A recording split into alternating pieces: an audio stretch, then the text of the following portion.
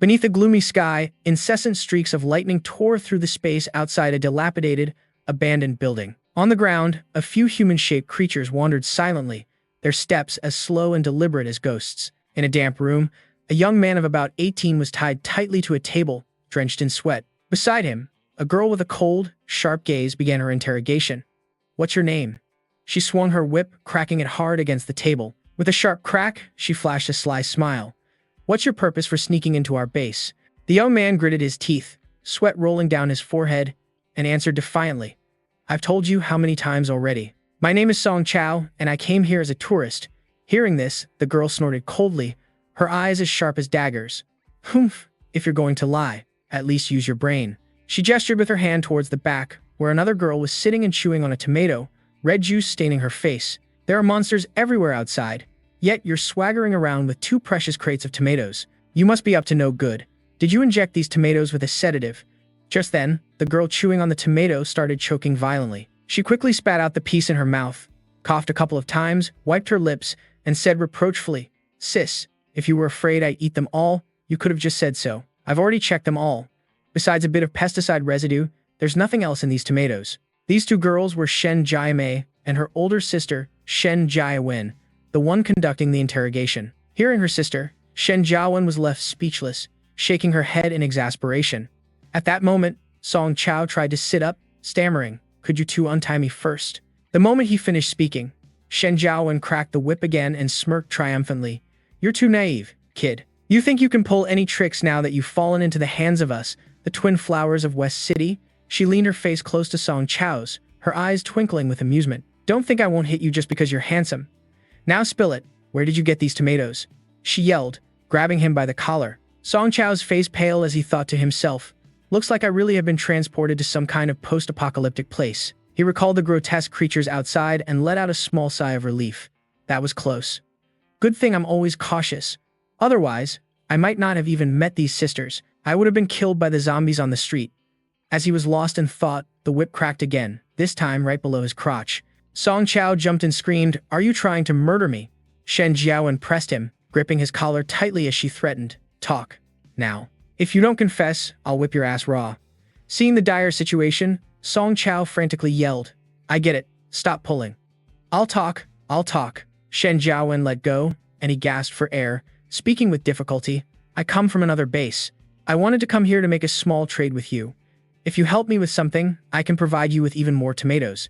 Hearing this, Shen Jiawen was stunned, unable to hide her astonishment. "There's more?" She quickly regained her composure, her voice urgent. "Trade what?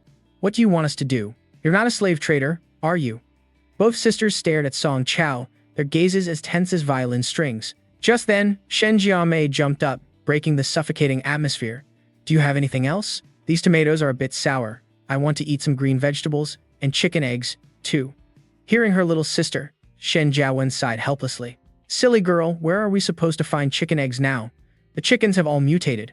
How could the eggs they lay possibly be edible?" These words stunned Chao, his eyes widening in complete shock. He thought to himself, green vegetables and eggs, what kind of strange requests are these? I thought they were just temporarily hungry. I never expected food to be so scarce here that even common things like vegetables and eggs have become rare commodities. It seems this world is likely in the final stages of the apocalypse. After a moment, Shen Jiawen untied Chao. He rubbed his wrists and asked cautiously, So, what kind of supplies can a crate of tomatoes get me around here?" He thought to himself, "Back home, I still have sick parents to care for, and my little sister needs money for school. Since I came here through that mysterious ring, maybe I can take this opportunity to make some money." Shen Jiawen replied thoughtfully, "If it's here, you could probably trade it for about 6 energy modules or a dozen laser gun sets. If you want to buy slaves, you could also get 4 to 6 rather beautiful women." At the mention of beautiful women, Chao's eyes lit up like car headlights. "You can trade for beautiful women?" He fantasized about having a long-legged beauty on each arm, his heart soaring. If tomatoes and eggs can be traded for beautiful women, doesn't that mean? Before he could finish his thought, Shen Jiawen stepped forward and grabbed him by the collar, her eyes ice cold. "Are you very interested in the slave trade? It seems you have some connection to them, don't you?" Chao's face went white as he shook his head frantically. No, you've misunderstood. No, I just want to trade for some valuable things, like jewels or diamonds. Gold would be fine too." Hearing this, Shen Jiawen was taken aback, her voice laced with suspicion. Huh? What would you do with those things? In this day and age, who would want gold and jewels? The two sisters looked at each other, their faces completely blank as they said in unison, "Don't you know? Is the outside world already a wasteland? These things became worthless a long time ago." Shen Jiawen's gaze was serious. Her voice dropped as she asked, "Just who are you, really?" Song Chao stammered, frantically waving his hands, his voice full of conviction. "Our base has a lot of diverse items. Everyone really likes gold, silver, and jewels, even though they aren't worth much. But they're fine for making your girlfriend happy, right?" Seeing Shen Jiawen remain silent, he raised a finger and continued, "If you ladies need food and we need gold and silver, then how about we trade?" After a moment of thought, Shen Jiawen spoke in an even, unhurried tone. "What kind of deal? How many radiation-free tomatoes like these can you provide?" Song Chao answered immediately, his voice confident. "We have plenty of food. I can come here every few days, as long as you prepare everything I need." Hearing that, Shen Jiawen curled her lip and said, "We don't offer any special services, you know." Song Chao thought to himself, "It seems these two young ladies are strong enough to protect themselves." He gave a wry smile and replied, "You've misunderstood. What I meant was, when I come here, I hope you can guarantee my safety. That's not too much to ask, is it?" Shen Jiawen put her hands on her hips, looking thoughtful. After a moment, she nodded. "Deal. I'll be responsible for your safety, but we need to be clear about the price. One tomato can only be exchanged for a maximum of 10 kilograms of gold or equivalent items. You have to understand, those useless things are very heavy. I can't carry that much." Hearing that one tomato was worth 10 kilograms of gold, Song Chao snapped his fingers with a click, utterly thrilled. "No problem, just as you say." Shen Jiawen picked up a tomato, took a bite, and continued. "You need to bring the food first for our cooperation to begin. These tomatoes will be considered a deposit." The fresh taste spread in her mouth, and she cried out in delight, "Ah, it's been years since I've eaten anything this clean." Seeing her satisfied expression, Song Chao quickly stammered, "Since we've settled our business, then I'll be going now." No sooner had he finished speaking than a loud thump echoed, and Shen Jiawen pressed close. She shoved a high-powered loudspeaker right in front of him, her voice stern.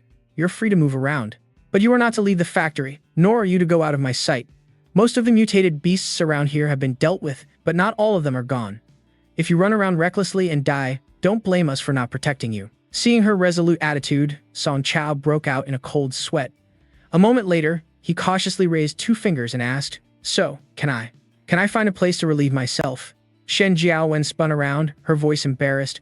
"Go on, but go a bit farther away." Song Chao stood up, glancing at the two sisters, happily munching on the ripe, red tomatoes. Once he was out of their sight, he let out a sigh of relief, thinking to himself, "Phew, looks like I dodged a bullet." He raised the ring on his hand, his heart full of worry. Thinking it over carefully, everything that happened today must have a cause. The only thing that could have brought him here, through space and time, was this ring. If he had to find a difference, it could only be at this item he bought from a street vendor. He gently twisted the ring, muttering, "Let's try again." From the ring, a slow glow emanated. Song Chao's body felt as if it was being pulled by an invisible force, and a spatial vortex gradually formed. In a flash, the surroundings changed completely. Song Chao stared blankly at the old, three-room house. He mumbled, "I'm back." He remembered the first time he encountered the ring, and a voice echoed, "Young man, I see an astonishing spirit within you. You are destined for greatness. But this one-of-a-kind ring, there is only one in the world, so I shall sell it to you." The image of the old man, his eyes gleaming shrewdly, holding the ring, saying, "After the discount, it's 199. Thinking of the old man's appearance, Song Chao couldn't help but feel suspicious. Just who was he, anyway? After selling the ring, he was chased away by city enforcement. As I was deep in thought, an old woman walking by suddenly. She huffed, then yelled, "Hey, you brat. You Song family kid. Stop right there. I finally caught you, didn't I? Your family still owes us 10,000 yuan. When are you going to pay it back?" Seeing his creditor, Song Chao froze, quickly stammering, The old woman loudly cut him off.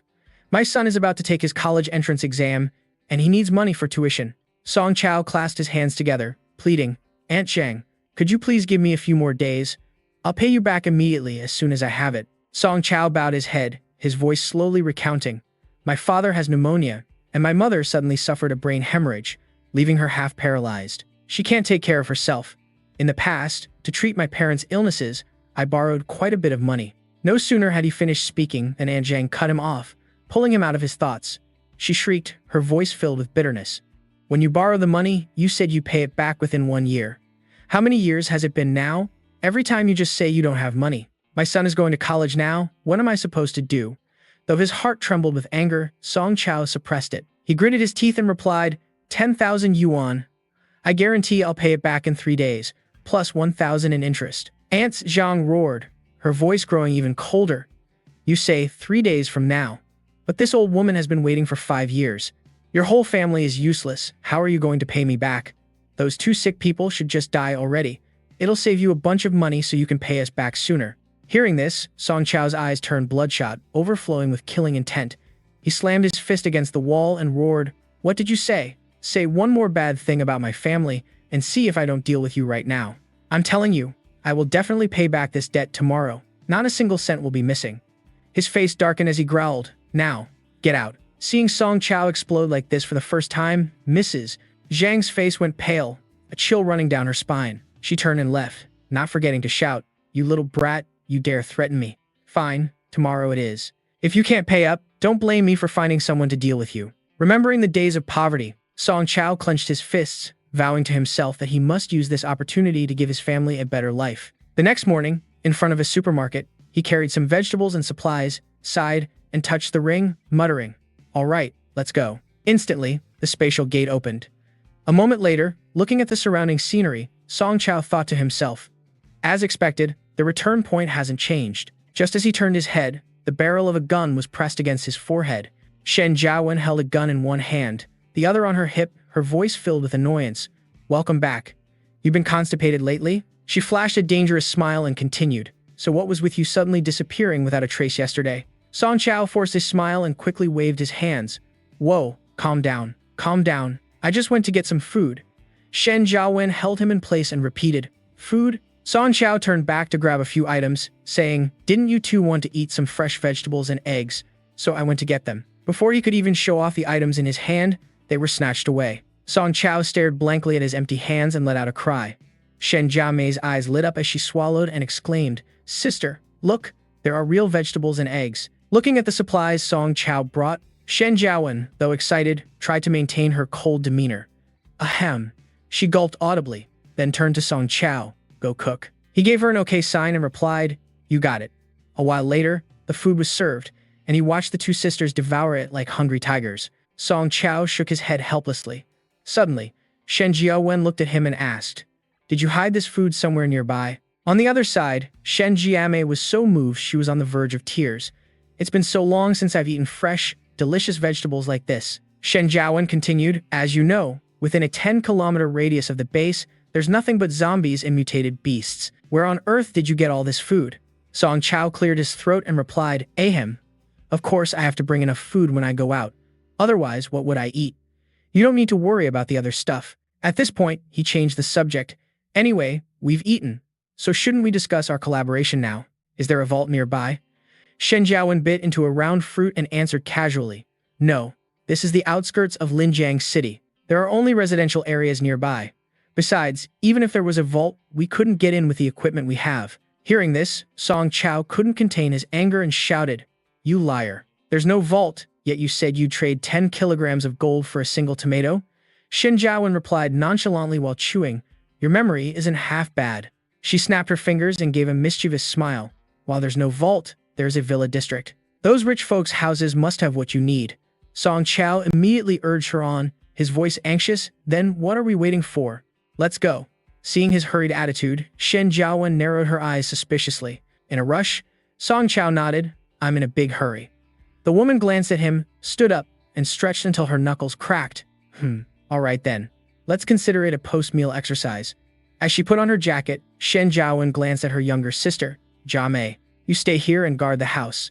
Anyone who breaks in, kill them, no questions asked. Hearing the plan, Song Chao quickly spoke up with concern. Wait a minute. Your sister is staying here alone. Are you okay with that? Jiawen scoffed. Don't I still have you with me? She reassured him with a confident tone. Don't worry. We've already cleared out the mutated beasts around here several times.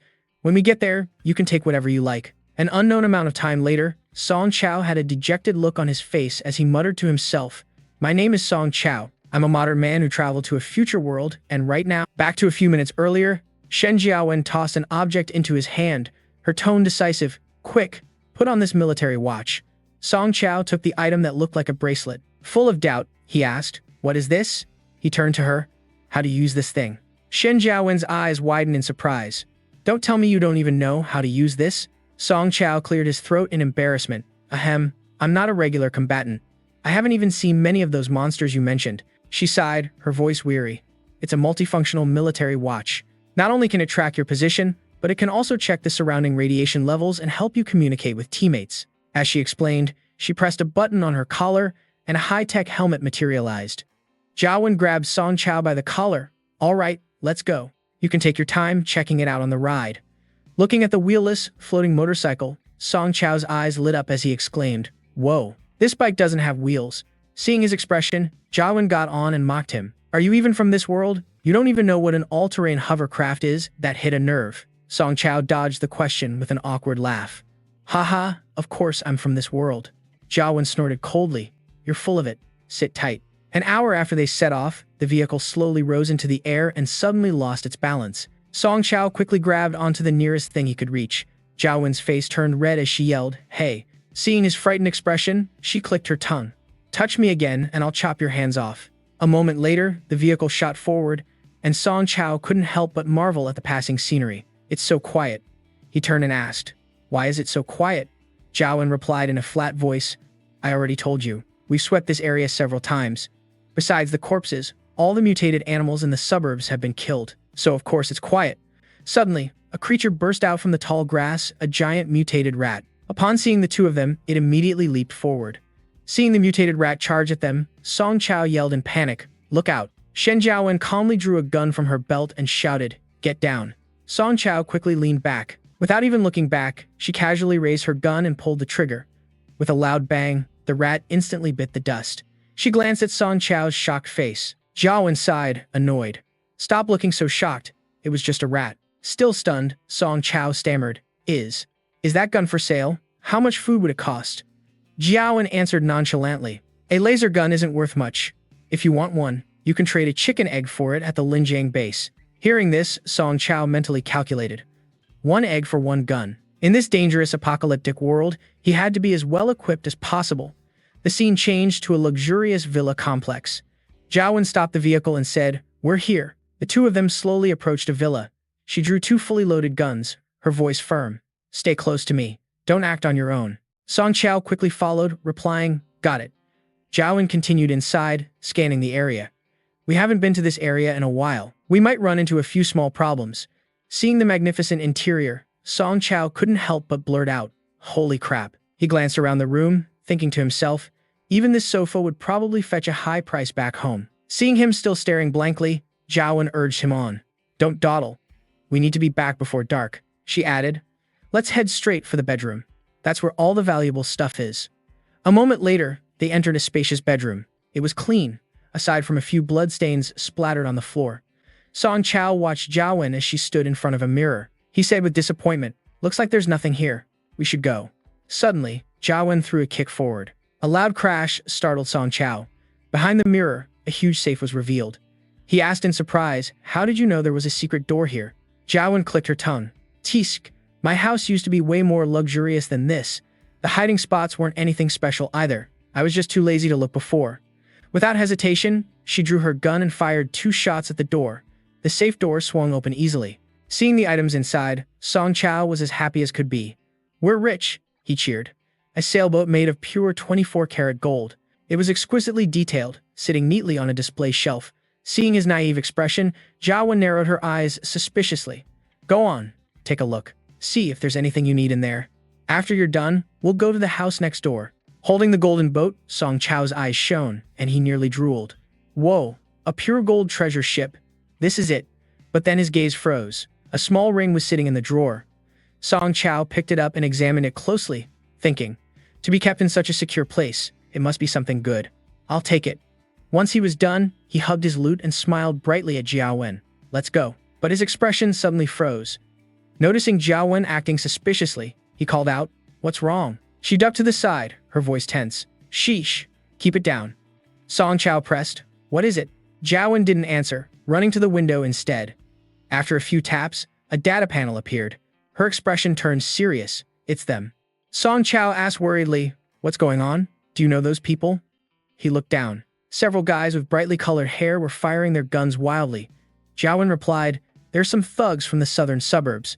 They've always wanted to capture my sister and me to sell as slaves, to sell us to the West City.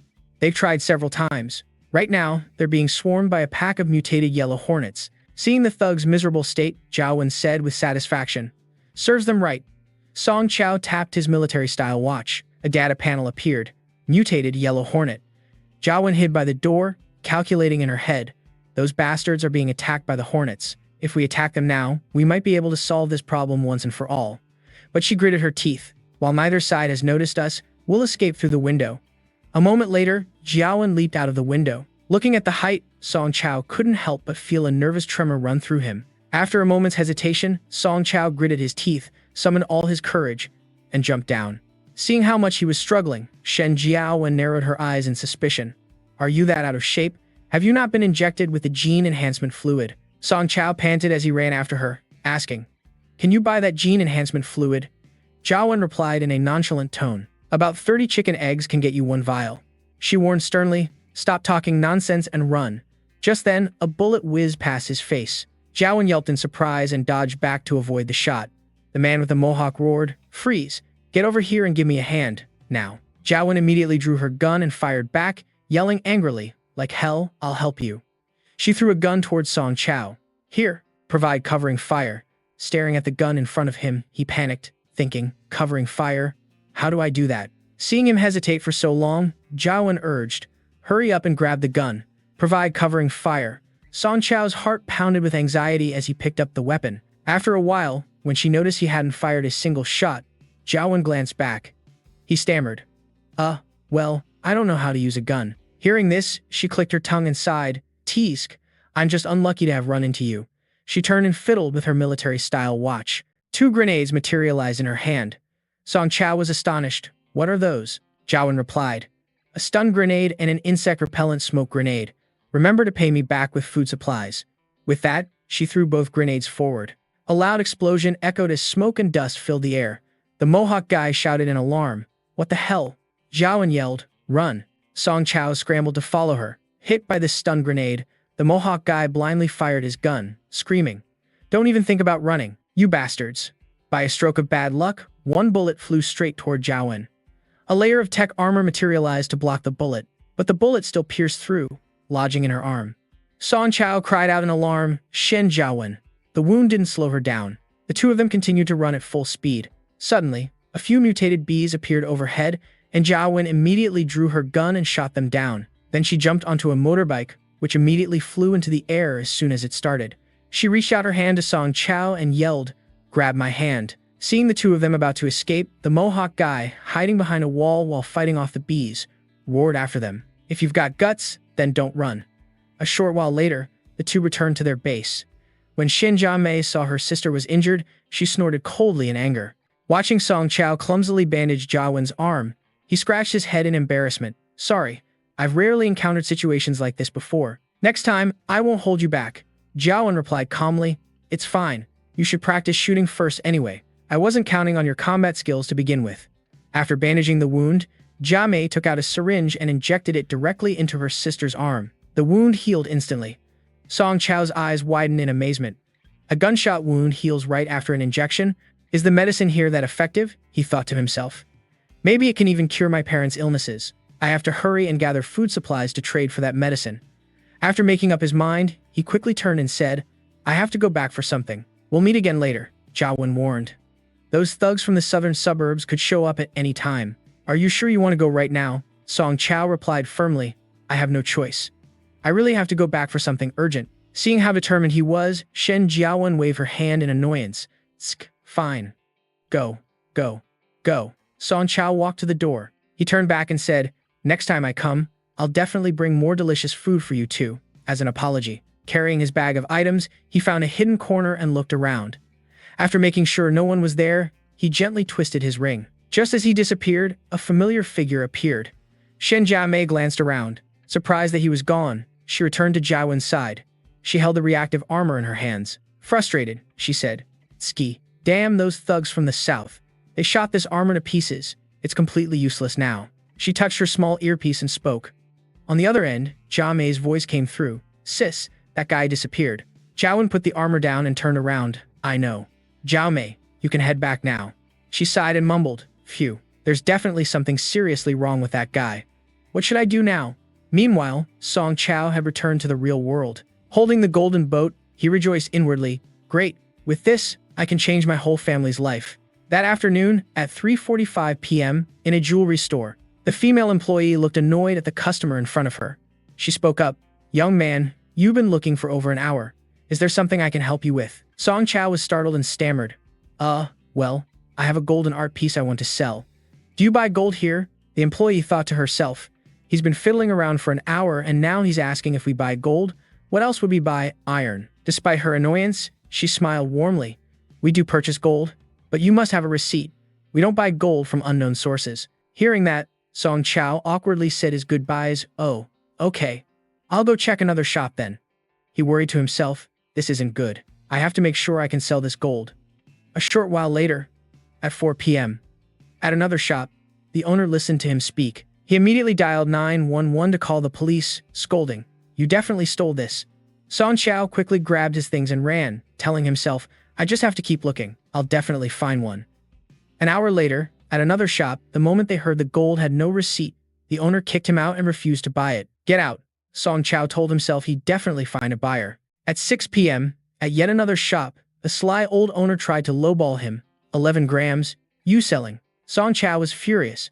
Not a penny less than 300, you crook. Soon, night fell.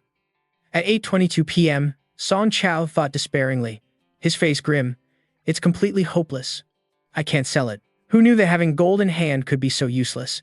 Just as he was despairing, a voice called out, Young man, are you looking to sell something gold? Song Chao looked up in surprise and replied, yes.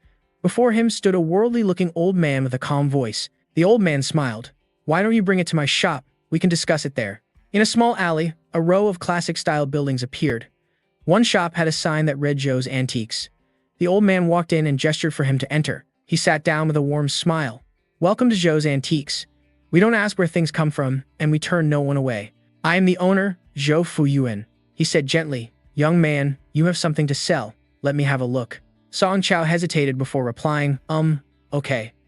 A moment later, the golden boat was placed on the table, illuminating the corner of the room. Song Chao pointed to the sailboat and said, It's a solid gold ship, completely intact and a work of art. How about selling it at the standard price for gold? Old Zhou stroked his beard, then took out a magnifying glass and meticulously examined every detail. After a moment, he nodded. Solid gold. Pure, with extremely exquisite materials and craftsmanship. It's truly a fine piece. How about this? Zhou's has always done fair business and never cheated anyone. I'll purchase it at the price of a standard gold work of art. The boat was placed on a scale. The display read 1,796.35 grams. Old Zhou turned to Song Chao and extended his hand. Consider this a gesture of friendship from me, Zhou Fuyuan. If you come across any more fine items, don't forget this shop. At the same time, Song Chao's phone pinged. He rejoiced internally, the money's here. He opened the message. A notification popped up. Bank card ending in 5438 has just received 740,000 RMB. Looking at the number, Song Chao trembled with joy. Finally, I have money. The next morning, at Auntie Zhang's front door, there was a loud knock, knock, knock. She looked out and asked, Who is it? Song Chao's voice rang out impatiently. Open up. He held up his phone coldly. I'm here to pay you back. Scan the code and transfer the money. Auntie Zhang snorted coldly. Come in. Transfer it to my son. I don't know how to use this stuff. She yelled, Zhang Jun, come get the money. From inside the house, a chubby, timid-looking guy scurried out. Coming. He looked at Song Chao with a contemptuous tone. After owing my family for so many years, you're finally paying up? Song Chao didn't answer, simply saying in a cold voice, transfer it. The fat guy held out a QR code. Here. After receiving the money, he started mumbling slowly. What a country bumpkin. So uneducated you don't even know how to pay people back. No wonder your whole family is a bunch of losers. Hearing the insult, Song Chao's face turned bitter, and his voice became ice cold. I owed your family 10,000 RMB. I transferred you 12,000. Consider the rest interest. People should be grateful. Otherwise, even if you read books your whole life but lack basic decency, you're no different from an animal. He glared at Zhang Jun and gritted his teeth. But if you say one more word about my family, Believe me when I say I'll make your life a living hell." Seeing his attitude, the mother and son were startled. Zhang Jun said resentfully, "Song Chao, are you threatening me?" He spun around, his eyes wide. "Is it a threat? You want to find out?" Zhang Jun felt a chill and didn't dare to respond. Time flew by. Night had fallen in the old, shabby room. Song Chao lay on his bed, thinking to himself, the debt is all paid off. Later, I'll get a new bed for my parents, clean up the rooms, and hire a caretaker. Or maybe I'll just buy a new house. He lifted the ring to look at it, murmuring, "I wonder how those two sisters are doing. Maybe I should go check on them." The next morning, Song Chao returned to the Shen sisters' base, carrying a bag full of supplies. He confidently opened the door, walked in, and called out, "I'm back."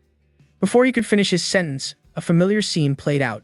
The muzzle of a gun was pressed right against his forehead. It was Shen, Jiamei, and Jiawen. Seeing him, they were surprised. "It's you." Song Chao helplessly raised his hands. "Ah, Captain, don't shoot. It's me." Jiawen narrowed her eyes suspiciously. "Why are you here?" Seeing her attitude, Song Chao asked worriedly, "What's wrong?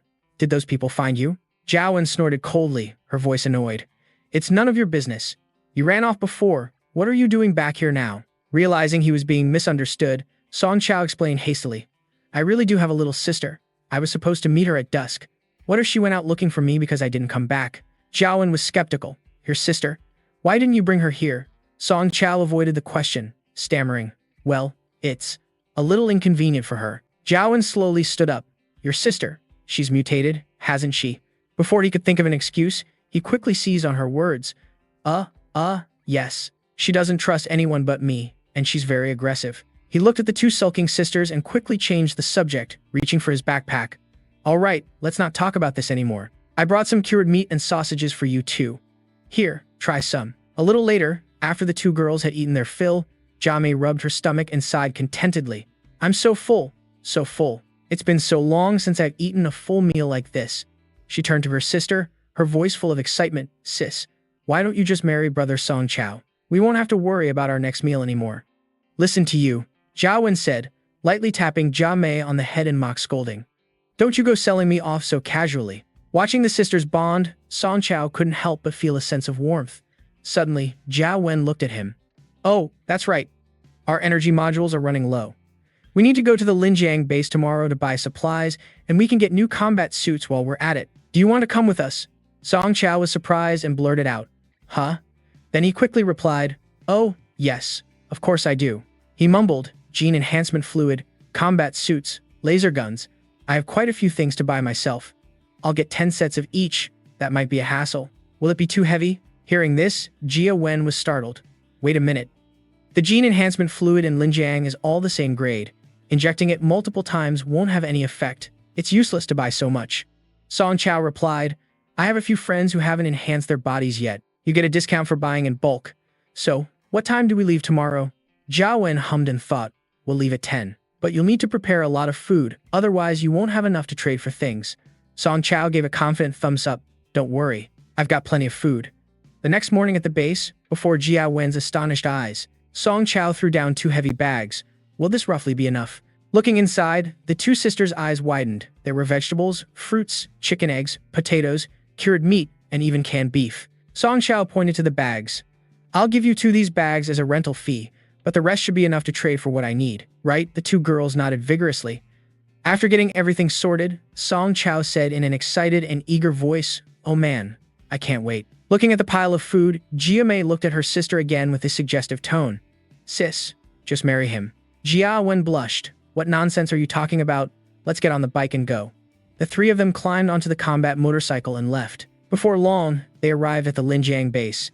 Seeing the advanced base before him, Song Chao couldn't help but gasp in amazement. The tall, sturdy walls were lined with countless flashing electronic cannons and laser guns. He leaned forward and asked Jia Mei, who was behind him, "Is that wall a military base?" Jia Mei smiled brightly. "That's right. It's extremely fortified, with 3 layers of perimeter walls, dense minefields, and electric fences. The mutated creatures don't dare come near. This human settlement is the Linjiang military base." Ahead of them, a long line of people was waiting to enter. A soldier shouted, "Attention! Line up and swipe your cards to enter." Song Chao turned to Jia Wen, looking puzzled. "How much food does it take to get E-credits?" She tapped on her military watch and replied, 1 e-credit is worth half an egg. Jia Wen pressed her watch against the scanner. Seeing her, a soldier teased. What's this? The two beauties of West City have started keeping a man now. Jia Wen pointed at him coldly. Shut your mouth and do your job. The soldiers laughed. Welcome to the Linjiang base. The huge gate immediately opened. The three of them stepped inside, and Song Chao was astonished. Wow. So this is the Linjiang base in the apocalypse? He asked worriedly. We had to turn in all our weapons. Will we be safe? Jia Wen replied confidently. Don't worry. The residential and commercial areas are extremely safe. Even though she said that, Song Chao still felt uneasy. He glanced at a corner and saw two men in ragged clothes, thinking to himself, is it really safe? Suddenly, the voice of a fat man in camouflage gear boomed. Come and see. A hot new beauty just transferred from the southern district, only 10 e-credits. He was leading a girl whose hands and feet were bound, her face swollen from being whipped.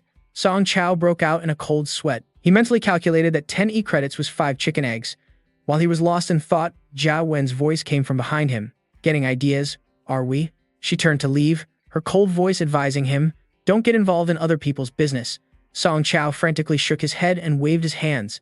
No, no, no. How could I waste food on something like that? Let's go exchange for e-credits first. Fine. Jia Wen's voice was laced with danger. Fine, then. Even though they're human, they'll do anything for a bite to eat. They could quietly kill you in the middle of the night and take everything you have. Suddenly, she stopped and looked ahead. We're here. The exchange center. A large, somewhat gloomy building came into view. As Jia Wen walked forward, she instructed, you don't need to say anything in a moment. Just act cold and aloof, that way others won't look down on you. Inside, a few guards were on duty. Seeing them, a bald man smirked. Oh, big sis, you got something good to sell? Jia Wen lifted a bag and slammed it on the table. This, looking at the contents of the bag, the bald man was stunned and stammered. This is... Jia Wen smiled smugly. Exchange it all for e-credits. The bald man was flabbergasted. All of it? The other two guards couldn't remain calm. The one wearing a cap exclaimed, there are chicken eggs. And even green vegetables. Is that pork? It must weigh at least 3 kilograms. The surrounding crowd broke into a sweat with astonishment. What? In this day and age, pigs, cows, and chickens have all been mutated by radiation. It's rare enough to find a pig, let alone a whole piece of meat weighing 3 kilograms. It's a miracle. The bald man was sweating nervously. Where on earth did you people come from? Before he could finish, the man next to him put a hand on his shoulder to stop him and whispered, don't ask. They might be big shots from some major base. Careful not to provoke them. The bald man quickly forced a smile. Ah, I'll get that exchange for you folks right away. Please wait a moment. Jia Wen was satisfied. Good, hurry up. She didn't forget to add a warning. And remember, no funny business. I'm watching you. A moment later, all the food had been converted into electronic currency. Jia Mei cheered. 470 points. She jumped up and down excitedly. Let's go shopping. Seeing how happy she was, Song Chao and Jia Wen couldn't help but laugh. Song Chao said, you two helped me a lot this time. Buy whatever you want. It's on me. Jia Wen replied, oh, that's too much. Song Chao gave her a sidelong glance. I'll only believe you feel that way if you don't go on a shopping spree. The three of them were laughing and chatting happily, completely unaware that a figure in a camouflage hoodie was secretly watching them. He revealed a sinister smile, a juicy target. I'll go report to Brother Hugh. At a bar, the man called Brother Hugh, his metal-plated teeth glinting, took a drag from his cigarette as he listened to the report. A real fat sheep. Eh? They exchanged for over 400 electronic points. The man nicknamed Strawberry said smugly, they used pork, green vegetables, and fruit. There was even a 3-kilogram piece of pork. Brother Hugh was astonished. Pork? Are you sure? Strawberry nodded. 100% sure. Brother Hugh grinned wickedly and pulled 2 rare beauties closer. How many of them are there? Strawberry replied. 3. 1 man, 2 women. They're out shopping in the streets right now. Brother Hugh waved over a man with platinum blonde hair called Old Liu. Have your men set an ambush on the road in the Western District. Old Liu replied. Got it. Brother Hugh thought to himself, anyone who can trade pork is definitely rich. This job is going to be a huge score. Back with Song Chao's group, night had fallen and the moon was high in the sky. Jia Wen asked doubtfully, are you sure you want to go to the trade district? Song Chao nodded. Yeah, it's not just you two. There's something I want to buy, too. Jia Wen replied. All right, we'll split up later then. At the weapons shop, Song Chao's eyes widened at the sight of all the strange items. Jia Mei giggled. Suddenly, an interface popped up on Song Chao's watch and a voice rang out, welcome, valued customer. This is an automated assistant providing shopping guidance. He stared blankly as the interface continued. Welcome to the Linjiang trading market. Before you is an array of high-tech weaponry, combat robots with heavy firepower, autonomous drones equipped with lasers. Song Chao exclaimed, "Whoa, this is amazing. You can get anything you want here." A few minutes earlier, Jia Wen had given him a stern warning. "You stand right here and don't wander off." "Got it." Then she left. Jia Mei also beamed. "Sorry, Song Chao, there's something I absolutely have to buy." Both of them abandoned him. Song Chao grumbled. These two girls ditched their sponsor to go off on their own, leaving me all alone. They need to be scolded for this. But then he reconsidered. Well, at least they showed me a place with lots of cool stuff. His eyes landed on a weapons counter. A three-dimensional image appeared, simulating an automatic rifle. Song Chao was amazed. An automatic rifle? He thought to himself. This is a chaotic world. They're prioritizing buying weapons to survive, so I should get equipped too. I can't just hide behind women forever. He pressed a button to purchase a weapon. A moment later, Song Chao walked out, decked out in high-tech gear. Holding the automatic rifle, he told himself, "For now, I'll just buy a defensive set."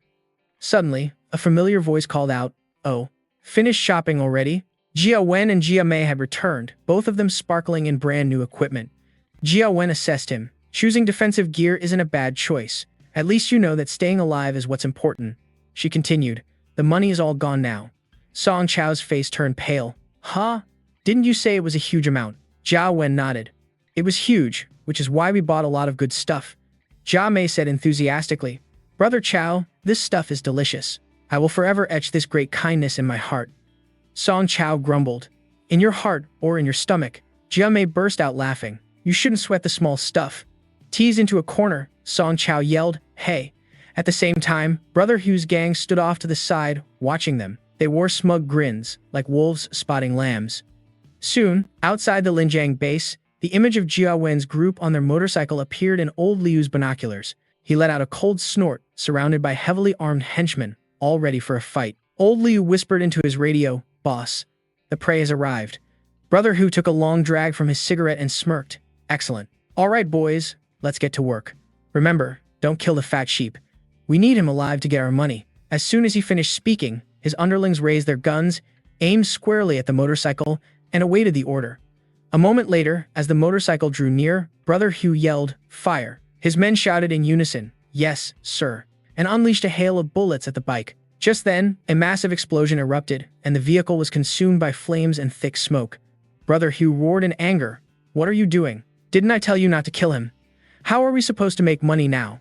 One of the henchmen stammered, but before he could finish, Brother Hu cut him off in frustration. "You idiots. If they're blown to bits, wasn't this whole thing for nothing?" The entire group cautiously approached the scene to investigate. Brother Hu looked at the wreckage suspiciously. "It's just the remains of the bike. Where are they?" While he was lost in thought, an artillery shell whistled through the air from a distance. Before Brother Hu's astonished eyes, an earth-shattering explosion went off, blasting his henchmen to pieces. From a distance, Jia Mei cheered excitedly. "Wow, one shot shook the heavens.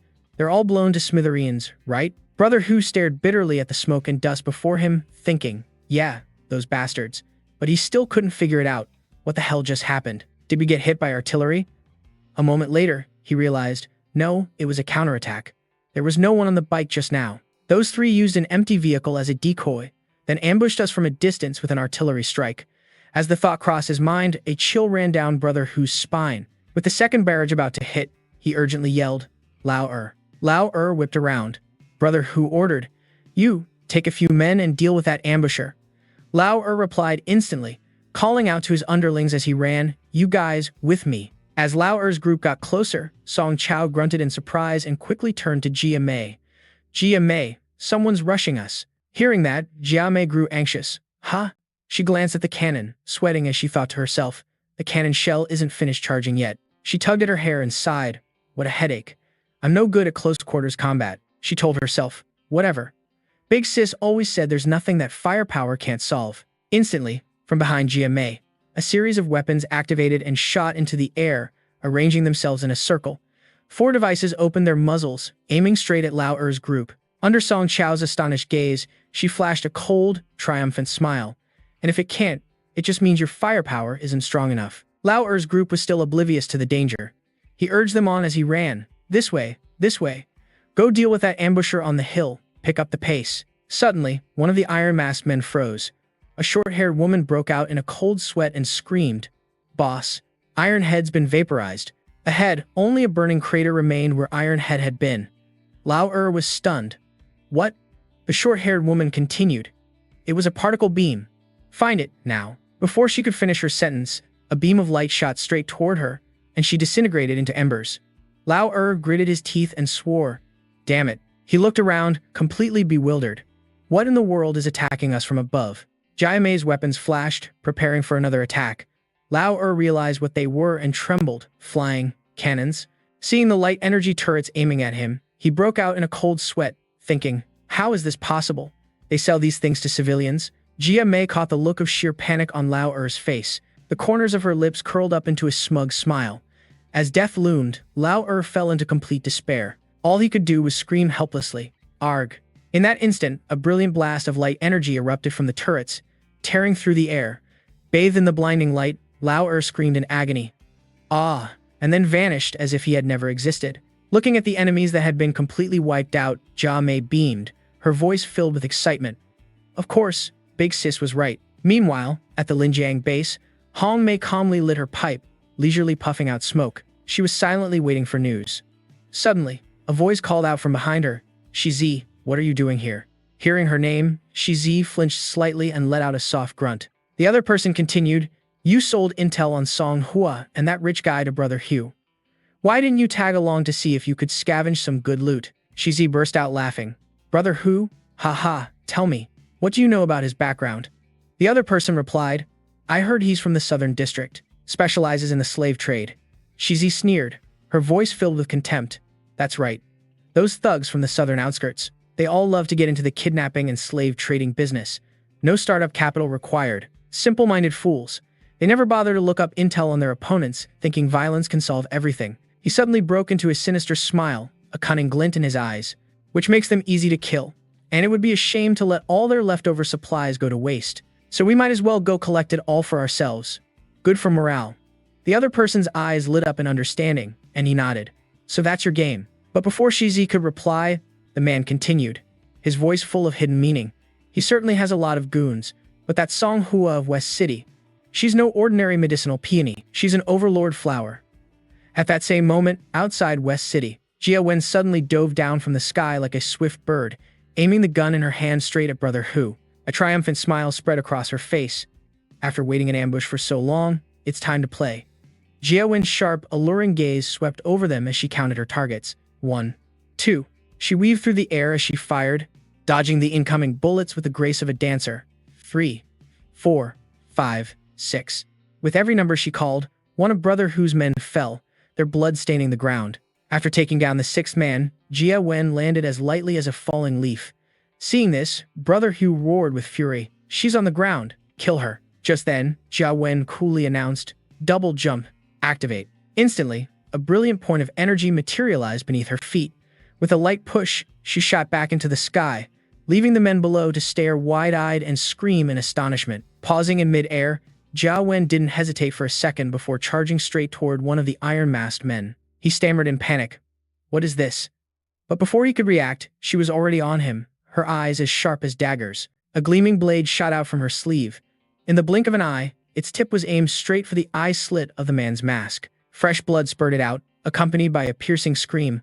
AER, the remaining enemies descended into chaos. Their faces turned pale, sweat pouring from their brows. Jia Wen curled her lip, her voice dripping with arrogance. "Not a bad warm-up. I haven't even had the chance to thank you all." She stepped on the corpse of the iron-masked man and beamed. "For so graciously delivering your lives to my doorstep. Thank you all for your hard work helping me test out this new combat gear. Let's rewind 30 minutes. Song Chao asked worriedly, "Is someone ambushing us up ahead?" Jia Wen casually raised her watch. She glanced at the message and replied calmly, "Well, we did buy a lot of stuff. It's only natural that we be targeted back at the base." She turned to Jia Mei, her tone decisive. "In a bit, you'll provide covering fire from a distance.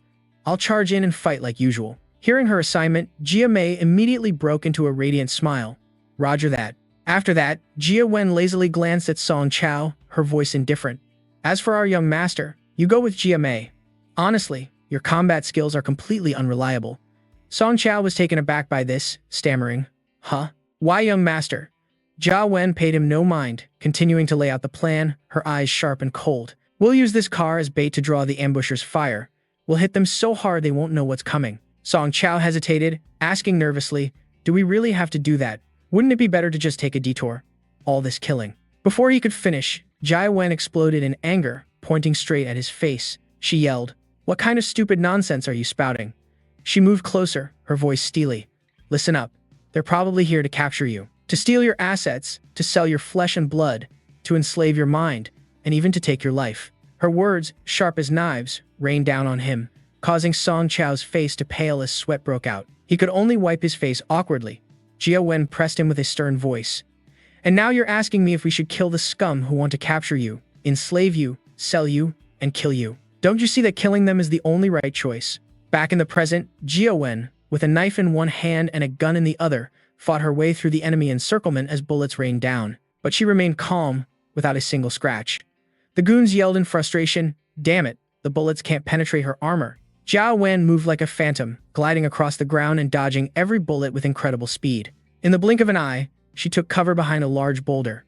Her heart pounded like a war drum as she glanced down at her gun. She noticed the energy was nearly depleted and ducked down, murmuring, "Oh, was I getting a little too cocky?" Just then, a guy in full body armor, shouldering a massive Gatling gun, shoved his comrades aside. He roared, "Get out of the way." He aimed the barrel at Jia Wen's hiding spot and screamed, "Go to hell." Feeling the terrifying firepower aimed directly at her, Jia Wen broke out in a cold sweat. Dust and smoke filled the air as rocks flew everywhere. Behind her, the boulder she was using for cover was about to shatter. She clicked her tongue and shouted in alarm, "Activate kinetic shield." Just as the energy shield flashed to life, the boulder was worn away by the bullets, which then slammed thunderously into the shield, creating a deafening clang. On the other side, Brother Hu's men cheered excitedly. "Haha, you're dead for sure this time." After a while, once the boulder had been leveled, the armored guy yelled, "Did we get her?" "The smoke's too thick, I can't see." "Somebody go check." "Ah." No sooner had the words left his mouth than an artillery shell rained down from above. The armored guy only had time to scream, "Ah," before he collapsed, his ticket punched. From the hillside, Jia Mei laughed triumphantly. "Nice. Don't forget about the cannon over here." Thanks to the excellent rescue, Jia Wen couldn't help but praise her. "Great job, Jia Mei." Having lost their main firepower, Brother Hu's men fell into a panic. Jia Wen immediately charged out, her gun firing relentlessly. In just a few shots, the rest of them were sent to their graves. From a corner, Brother Hu raised his gun towards Jia Wen, trembling. He was shaking with rage. "You bastard. You damn bastard." He locked onto his target, pulled the trigger, and screamed, "Die." A loud bang echoed as two special bullets shot straight towards Jia Wen. Danger was imminent. She activated her energy armor and leaped to dodge, but it was too late. One of the bullets hit her. Jia Mei and Song Chao were too shocked to speak. Seeing his target get hit, Brother Hu laughed triumphantly. "Ha!" He watched as Jia Wen's body began to fall. Both Jia Mei and Song Chao screamed in unison, "Jia Wen." But at that very moment, Jia Wen planted a hand on the ground, skillfully regaining her balance. Quick as lightning, she drew her gun, spun around, and fired back. Caught completely off guard, Brother Hu took a bullet to the arm, screaming in pain, "Ah, ah, ah, ah, ah." His panicked men rushed over and pushed him to the ground, yelling, "Brother Hu, get down." Just as he fell, a bullet from Jia Wen whizzed past the top of his head. She smirked, her voice cold and mocking. "So you're Brother Hu? You mobilize all these people to ambush me. You don't think it ends just like that, do you?" She taunted, her gaze razor sharp. "Don't be shy." Brother Hu gripped his gun tightly, spinning around in a rage. Jia Wen continued to provoke him coldly. "What's wrong? Come on out and play. Weren't you trying to rob us? You can't get anything by hiding in a corner." Her sharp, sarcastic words made Brother Hu grind his teeth as he roared an order. "We're leaving."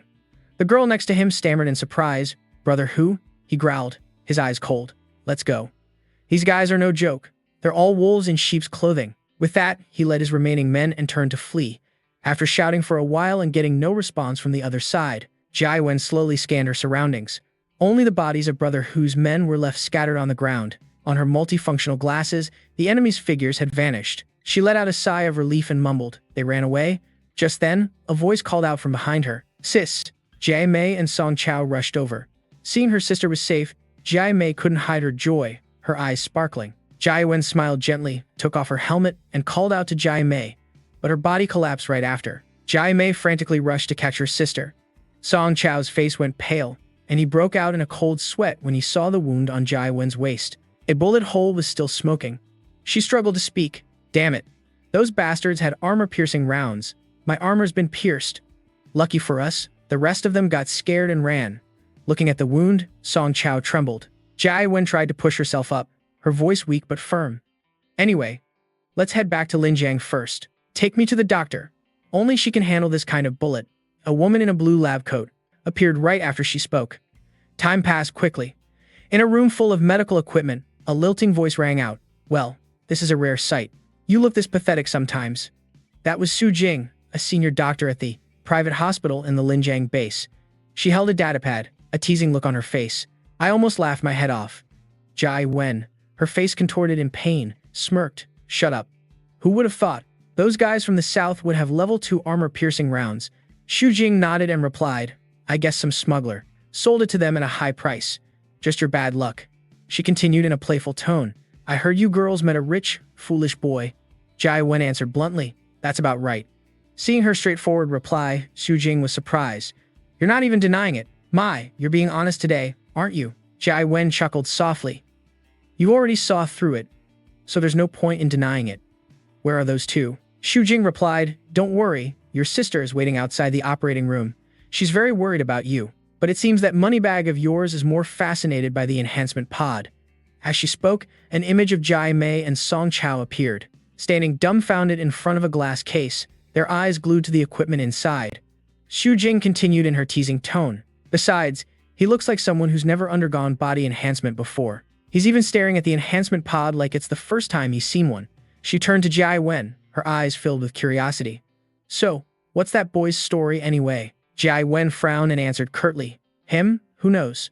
Xu Jing didn't press further, just glanced down at the datapad in her hand. Changing the subject. All right, I won't be nosy, but when you were changing your equipment, didn't you think about adding a rechargeable energy battery or an ion rain shield to your armor? Hearing this, Jai Wen let out a startled ah, and looked up at Xu Jing with the innocent eyes of a child. Xu Jing responded with a look of utter helplessness. A moment of awkward silence passed before both of them simultaneously turned away to avoid the awkward atmosphere. Xu Jing broke the silence. Still no anesthesia, right? Jai Wen nodded, her voice serious. Yeah, that's right. I don't need it. She continued, a glint of excitement in her eyes. Anesthetics take time for your senses to recover. A good show is about to start.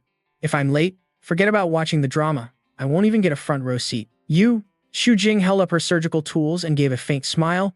Humph. What makes you think you'll be able to run around? Right after I take the bullet out, I'll remove the bullet directly, but afterwards, to replenish your strength and nutrition, you'll have to rest for at least 2 hours. Got it, my dear Shen Jai Wen? Seeing Xu Jing's attitude, Jai Wen broke into a nervous sweat and stammered. No, about that.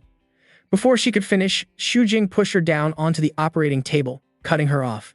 Want to go watch the show? In your dreams. At the same time, in a corner of the Linjiang base, Brother Hu dragged his battered body back, clutching his severed arm, his whole body shaking in pain. The pink-haired woman beside him panicked. Brother Hu.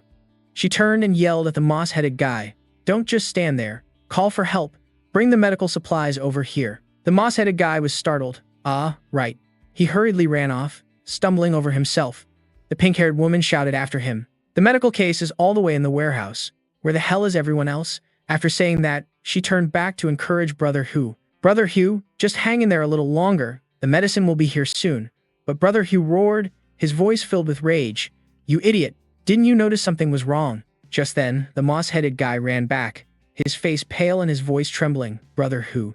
Everyone who stayed behind at the base, they're all gone. The base is full of uninvited guests now. Hearing this, both Brother Hu and the pink-haired woman's faces turned ashen. From the shadows, a figure in full armor emerged. Gun raised, they advanced step by step. The moss-headed guy backed away in panic. From behind Brother Hu, 2 more figures silently appeared. The pink-haired woman was forced to the ground, crying out in pain. Ah! She trembled, looking towards Brother Hu and stammering. Brother. Brother Hu. Old Hu snarled, his eyes cold as ice. Shut your mouth for now. He turned to the figure in the shadows and roared. What is the meaning of this? Shizi? From the darkness, Serpent leisurely walked out, puffing on his pipe as smoke curled around him. Old Tiger gritted his teeth. What do you think you're doing, pulling this kind of stunt on my turf. Serpent walked closer, sat down in front of old Tiger, and replied calmly, "Hey now, don't be so hasty, brother Tiger." He held up one finger, a sinister smile on his face. "To put it simply, you guys caused trouble for Shen Jiawen, and now you're in deep shit." Hearing this, the moss-headed guy gritted his teeth in anger, stepped forward and yelled, "What? Are you kidding me? Weren't you the one who gave us the intel back then?" Serpent just replied softly, "Well now." The moss-headed guy yelled even louder, "Do you have any idea how many of my men died this time?" But before he could finish, a gun was pressed against his temple. A loud bang echoed, startling old Tiger and the pink-haired woman. Serpent smiled sarcastically. "My apologies, brother Tiger. The boss is talking, and your underling interrupted. I just helped you teach him a lesson." Old Tiger's voice was low, his eyes blazing. "I'm with the Southern District. You mess with me, and our boss, Lone Wolf." Before he could finish, Serpent cut him off, his voice mocking. "Ah, right. There's also brother Lone Wolf of the Southern District. We're screwed." He sneered contemptuously. "You people went and provoked Shen Jiawen, and someone got furious. The other three big bosses of the Linjiang base have demanded a clear explanation from the Southern District. As for brother Lone Wolf, well, he's been encased in cement and thrown into the river. But a few people still weren't satisfied, so they asked King Yama's men to help you move some things." Hearing this, all the color drained from old Tiger's face, his eyes wide with shock. Serpent continued to whisper, his voice full of schemes. "Brother Tiger, my brothers and I are in a tough spot too. You see, your side is in such chaos. How about we send you to the Western Paradise to lend a hand?" He clenched his fist, a cunning smile spreading across his face. "Now, hand over all your credit points and those land deeds to us." Back at Shujing's hospital, Song Chao was still glued to the enhancement pod. Bubbles rose, making a constant gurgling sound. From behind, a voice spoke up. "It seems you're very interested in the enhancement serum." Startled, Song Chao turned around and greeted Dr. Xu. He asked awkwardly, Is Shen Jiawen okay?" Shujing replied in a soft voice, "Just a minor surgery. GMA is with her now." Song Chao hesitated. "Ah, that's good then." Seeing his awkwardness, Shujing teased with a smile. "Little brother, you're hooked, aren't you? Don't be shy. Want to try the gene enhancement?" Hitting a nerve, Song Chao jolted, his eyes lighting up. "How much?" Shujing pushed up her glasses and answered concisely. 800 credit points. Installments accepted. Hearing the price, Song Chao was stunned and muttered, "That's a bit steep." Shujing's tone immediately changed, becoming like an enthusiastic multi-level marketing speaker. "Little brother, I think you've misunderstood. The enhancement drug is the greatest invention of this era. Thanks to it, humanity can survive among hordes of strange mutated creatures, withstand high radiation environments, and even eat mutated food to stay full. Your 4 core physical skills are understand. The selling point of the enhancement drug isn't just strengthening the body, it's the very foundation of survival. Now, do you still think it's expensive?" Under this barrage of smooth talk, Song Chao finally nodded in agreement and climbed into the enhancement chamber for an exorbitant price. From outside, a robotic voice spoke, dry yet full of excitement. "Congratulations, Dr. Xu, on another successful scam. Profit, 500. Xu Jing smirked smugly. "I don't know who he is, but I could tell at a glance he's never seen a gene drug before. Selling good stuff at a high price to a country bumpkin is standard procedure." She turned to the robot and asked, "Speaking of which, is Shen Jiawen behaving and staying put?" But the robot replied, "I was just about to report." She left a note and ran away. Xu Jing sighed and muttered, "I knew it." On the electronic screen, a message from Jiawen appeared. "Something urgent came up. I had to leave. I'll take the rest of the medicine when I get back." Xu Jing gritted her teeth. "I'm going to have to teach her a lesson." Meanwhile, in a corner of the Linjiang base, Serpent was skipping along, humming. "Oh, what a happy day for a common citizen like me." A soldier called out worriedly. Boss Serpent, are you all right?" Serpent stopped. The soldier approached, his voice trembling. "Is it okay to let Brother Tiger live?" Serpent looked surprised. "Huh?" Then he burst out laughing. "Ah ha ha ha. All the men under him are already dead. He has no one left to protect him." "Yes, and besides, this time we're just acting as subordinates for King Yama. If they don't make a move, we don't need to help either, right?" He raised his pipe and took a long drag, his voice full of hidden meaning. "The schemes of the big bosses have nothing to do with us. We were just hired to be guides." Just then, a cold voice from behind made Serpent jump. "So, did the bosses who hired you mention that you also owe me an explanation?" From the shadows, Shen Jiawen stepped out, her gaze as sharp as a knife. She sneered sarcastically. "Serpent, the intel broker. Where's your credibility? Don't you have anything to say? Serpent yelped in surprise. Who's there? He quickly turned, clasped his hands, and put on a business smile. Sister Shen, what are you doing here? I heard you were injured. Long time no see. Jiawen's lips curled into a sarcastic smile. It's your good fortune you're still alive. Shizi stepped forward, cupped his fist, and forced a smile. You must be joking, sis. Didn't I notify you before the fight started? Jiawen burst out laughing. But you didn't tell me someone had sold those South Vietnamese bastards special armor-piercing rounds. Hearing this, Shizi's face paled. Realizing his intelligence was flawed, he just laughed it off. He said seriously, the formidable Shen Jiawen, what do you want? Just say it. Jiawen grinned mischievously, her eyes sparkling. Relax a little. Shizi, there's not a hint of sincerity in your eyes right now. I just want to settle this debt with you, and then we can talk business. Shizi raised an eyebrow in surprise. You want to do business? You plan on doing business with intel dealers like us? He glanced at his accomplice, who took the hint and nodded. That's right. We don't have any business dealings. Shizi turned back, feigning politeness.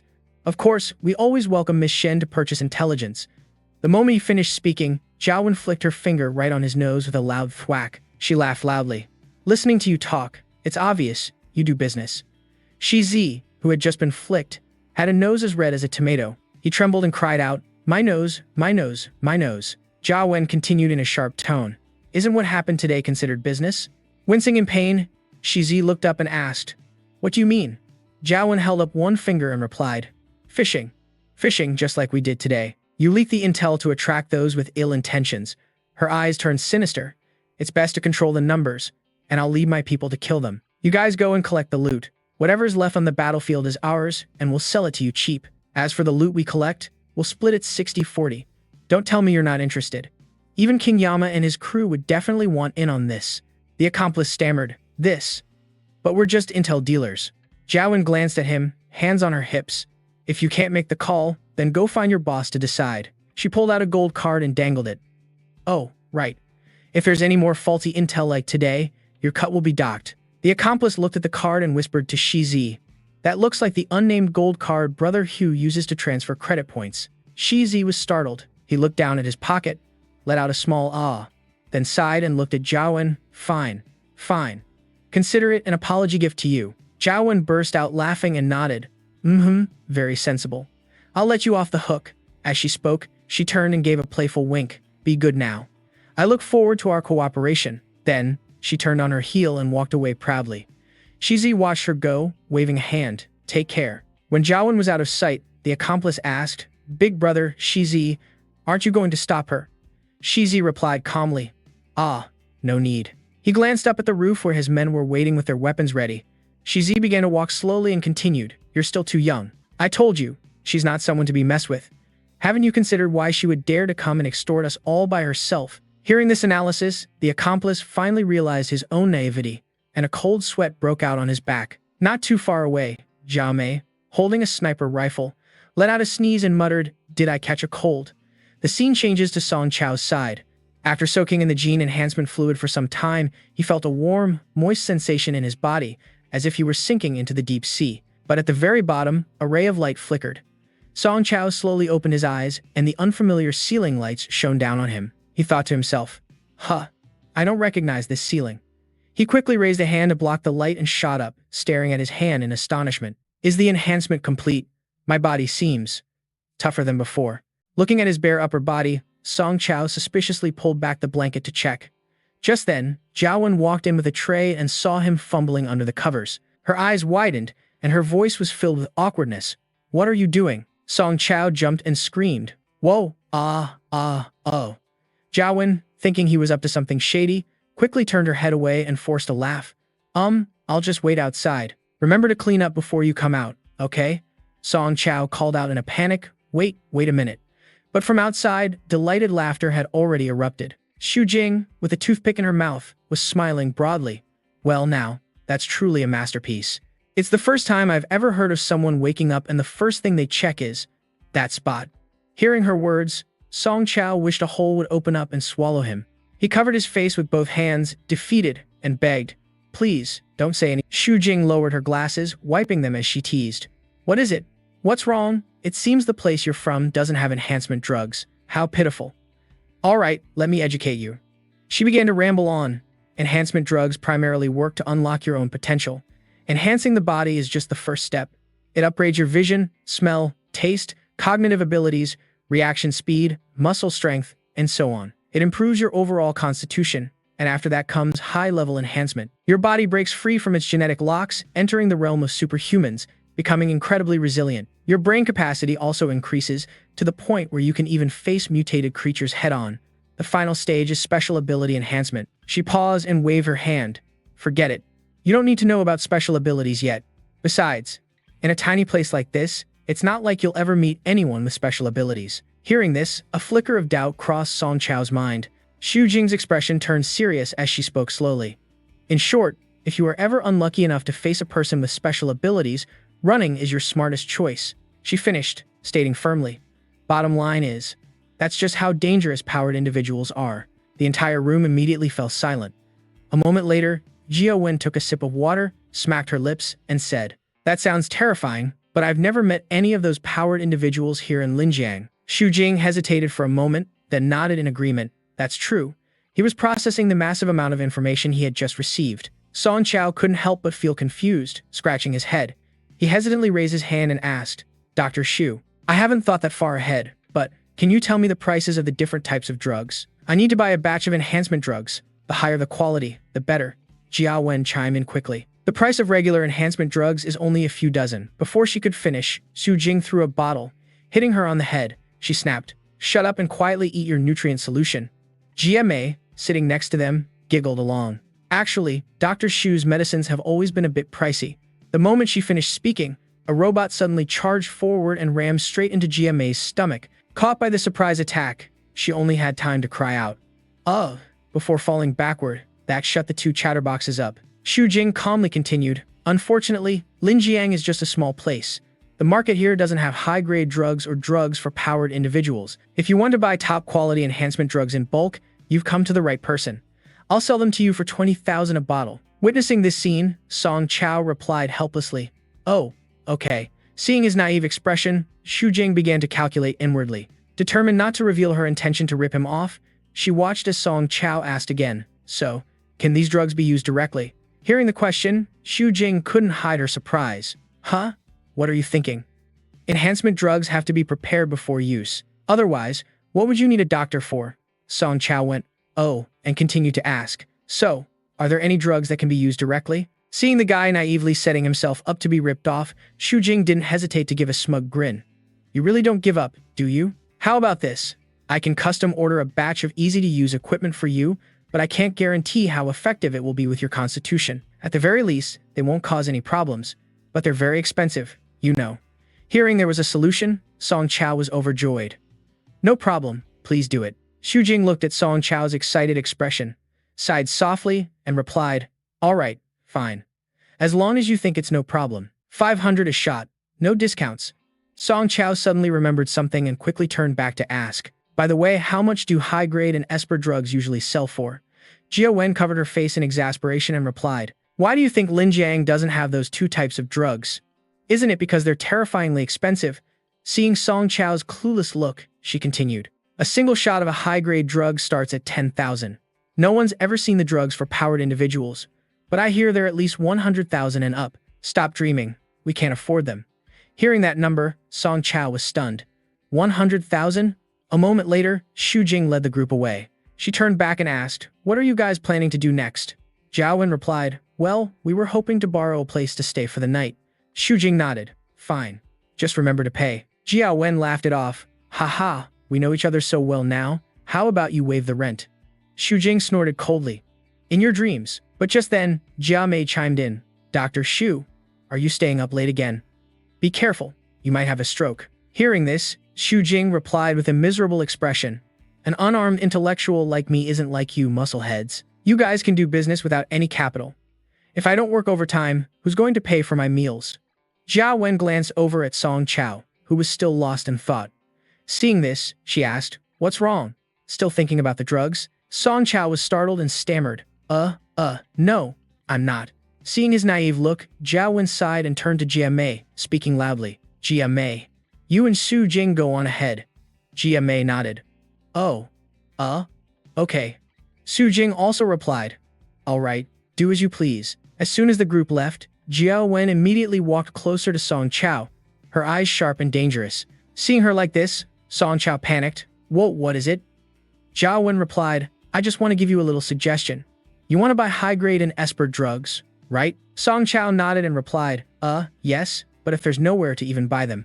Before he could finish, Jiao Wen cut him off. You idiot. She held up a finger and said, if there's no market, then you just have to create one, right? She saw Song Chao's eyes widen in surprise. Jiao Wen continued, all you need is an organization that's big enough, with a large enough territory and enough manpower and weapons. Then, of course, you'll be able to buy what you want. As she spoke, she stepped forward, placed a hand on the wall, and leaned in close to Song Chao. Besides, don't you think having your own faction would make you safer? Hearing these words, Song Chao rubbed his chin and nodded thoughtfully. You got a point there, right? Jiao Wen smiled smugly as Song Chao continued, but I don't know of any organizations around here to join. Hearing this, Jiao Wen cleared her throat, her eyes twinkling. Ahem, Song Chao, look, you have money, and I have combat power. How about we do something big together? Song Chao asked doubtfully. You mean, cooperate and build something together, right? Jiao Wen nodded. That's right. Song Chao frowned and continued. You want me to invest money as your backer, and in return, you'll help me expand the supply channels I need. Jiao Wen smiled brightly and replied, that's exactly it. You don't know anyone here, and you're not familiar with how to deal with hunters like us. If you don't find the right place, you'll have a hard time surviving anywhere. Inside Jiao Wen's mind, the images of 4 powerful figures in Linjiang appeared. She continued, there are 4 leaders in this city. Each one controls a major faction, but after yesterday's incident, the protector of the southern district is probably dead. You saw what happened to those guys who tried to rob us. That's the price of not having any backing.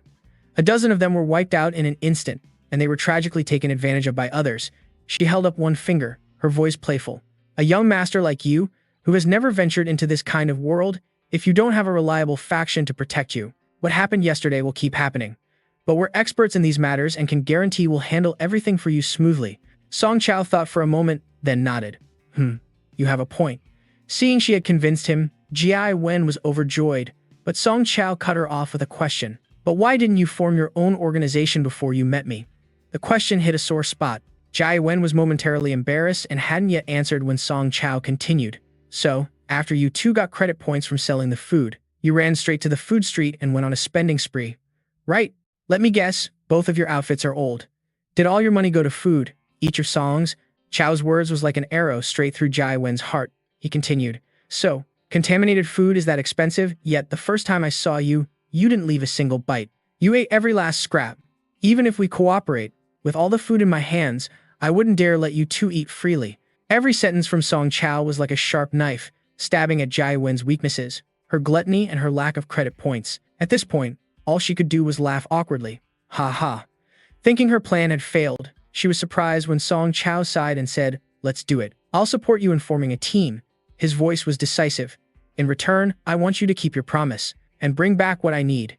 If I see that you're not meeting my expectations, I'll pull my funding and find someone else. Hearing this, Jiao Wen was stunned for a moment, then broke into a radiant smile and extended her hand.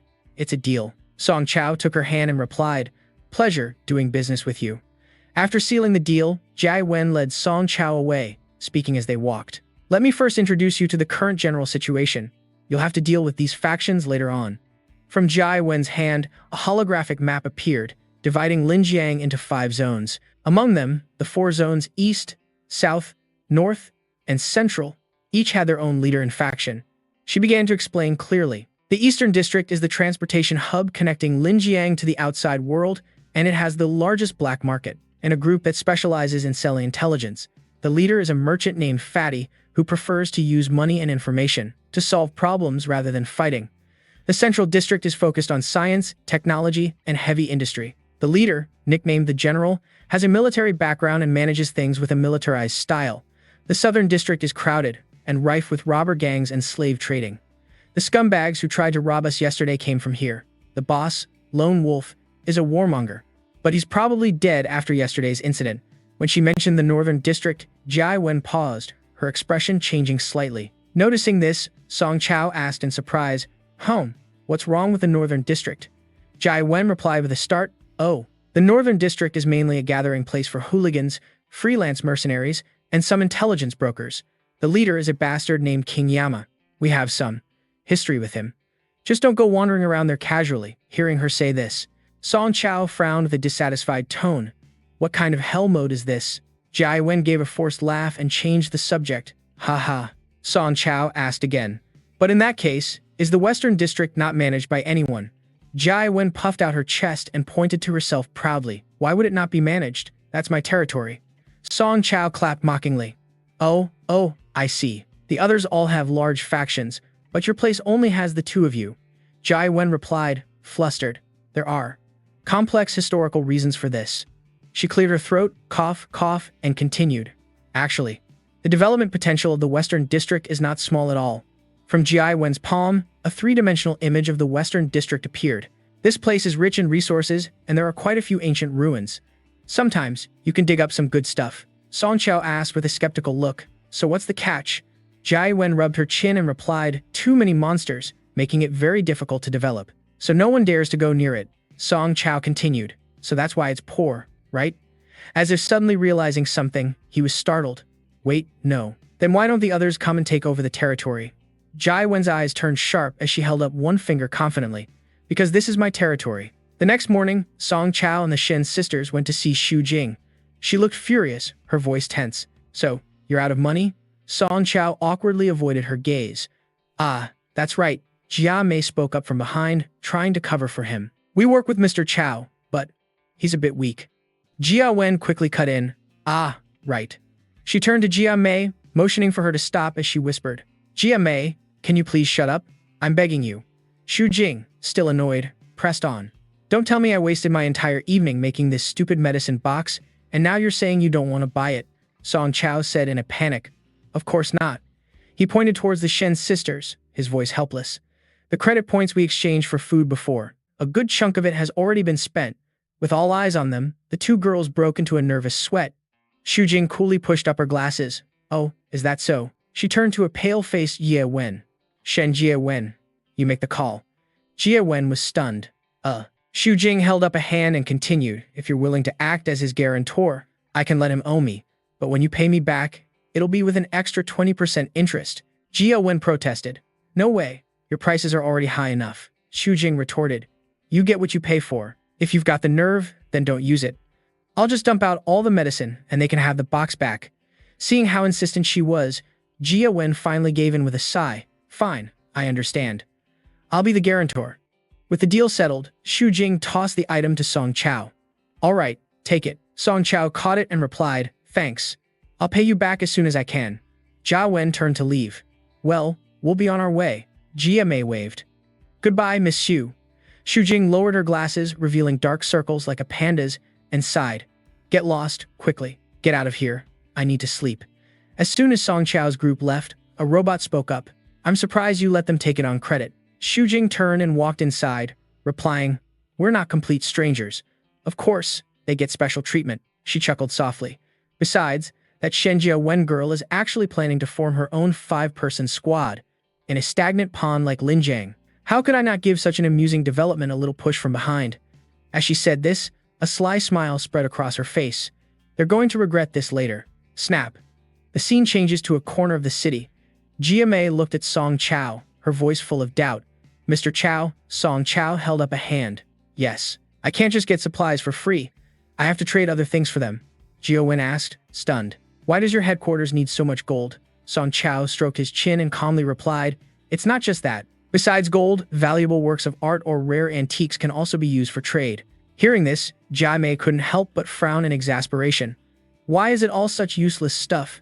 The people at your headquarters are really demanding. It makes no sense." Seeing her confusion, Song Chao smiled and replied, "Oh, it's because wealth creates a demand for the finer things in life." Jia Wen scratched her head, hesitating. "Gold is one thing, but with just the three of us, even if we find some, we won't be able to carry much." Song Chao raised his eyebrows in surprise. "What about buying some from Sidao's crew?" Jia Wen shook her head, her tone firm. "Don't be ridiculous. Trading food for gold? We'd be a laughingstock." At this, she rubbed her chin, a mischievous glint appearing in her eyes. "However, there is one way." Song Chao's eyes widened with curiosity. Jia Wen thought for a moment, then said decisively, "Follow me." After some time, the the group arrived in Nanchang. A man with large ears like a Maitreya Buddha and a flashy demeanor like the god of wealth greeted them enthusiastically the moment he saw them. Welcome. What a rare pleasure. I never thought the sisters from Sikang would finally see the light and decide to grace my business with their presence. Jia Wen shot him a look of disgust and cut him off coldly. Cut the crap. I'll tell you what I need. The man chuckled and nodded. All right, you have the floor. Song Chao leaned close to Jia Mei's ear and whispered, Where are we? She answered softly, her voice filled with caution. This is the slave market. Inside, a crowd of miserable-looking people, with iron shackles on their wrists and wooden yokes around their necks, sat silently, waiting for their next master, resigned to their fate. Seeing the scene, Song Chao couldn't help but break out in a cold sweat, muttering, So these are slaves. Just then, Jia Mei's voice rang out, attracting the gazes of the slaves. I need 12 people, 8 men and 4 women. I only want skilled individuals, combat personnel, and technicians. Furthermore, you must provide full equipment for all of them. Soon after, Song Chao's group's convoy left Nanchang. Inside the vehicle, the newly purchased slaves were clearly anxious about their uncertain future. Song Chao thought to himself, We just bought a batch of slaves from the slave market, but these people are meant to become reserve members, a new source of manpower for the squad Shen Jia Wen is forming. That was the plan, anyway. He glanced over at the newcomers, realizing they had been completely silent since boarding. Then he turned to the Shen sisters. One was focused on driving, while the other was taking the chance to nap and regain her strength. Faced with the silence, Song Chao spoke up out of sheer boredom. It's too quiet in here. Hearing this, Jia Wen quietly explained. Her voice was calm but held a certain weight. Their futures are uncertain, their very lives hanging in the balance. As slaves, they're obviously not in the mood to chat. Song Chao frowned and turned to her. I thought you two hated slaves? Jia Wen snorted, her face filled with disgust as she answered through gritted teeth. Humph. Well, I despise what they both represent. After she spoke, the car fell silent again. Song Chao waited, but Jia Wen didn't say anything more, so he just replied with a simple, Seeing his hopeful look, Jia Mei sighed and continued, All right, we'll go to the residential area first to find the things you need, then you can go back and trade, while the two of us stay here, to free these slaves.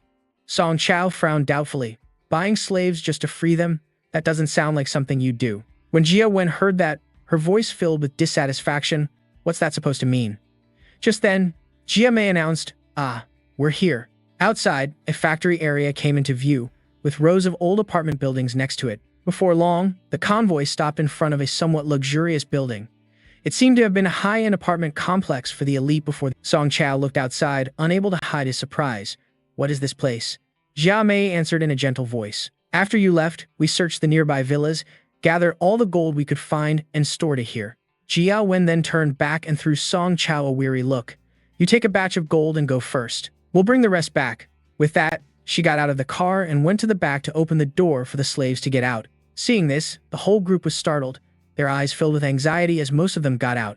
Jia Wen crossed her arms and gave a firm order. Come on out. Get ready to work. She began assigning tasks. Men, over there. Carry all the boxes out and load them onto the truck. Jia Mei, you take the women and clear up the miscellaneous stuff. Don't leave anything behind. Jia Mei replied with a bright smile. Got it. Jia Wen turned to Song Chao, her eyes still full of irritation. Just pick what you want later, and try not to cause any trouble. Song Chao was taken aback and quickly replied, Oh, okay. Jia Wen clapped her hands, her voice booming towards the slaves. All right, let's move. There's a reward for good work.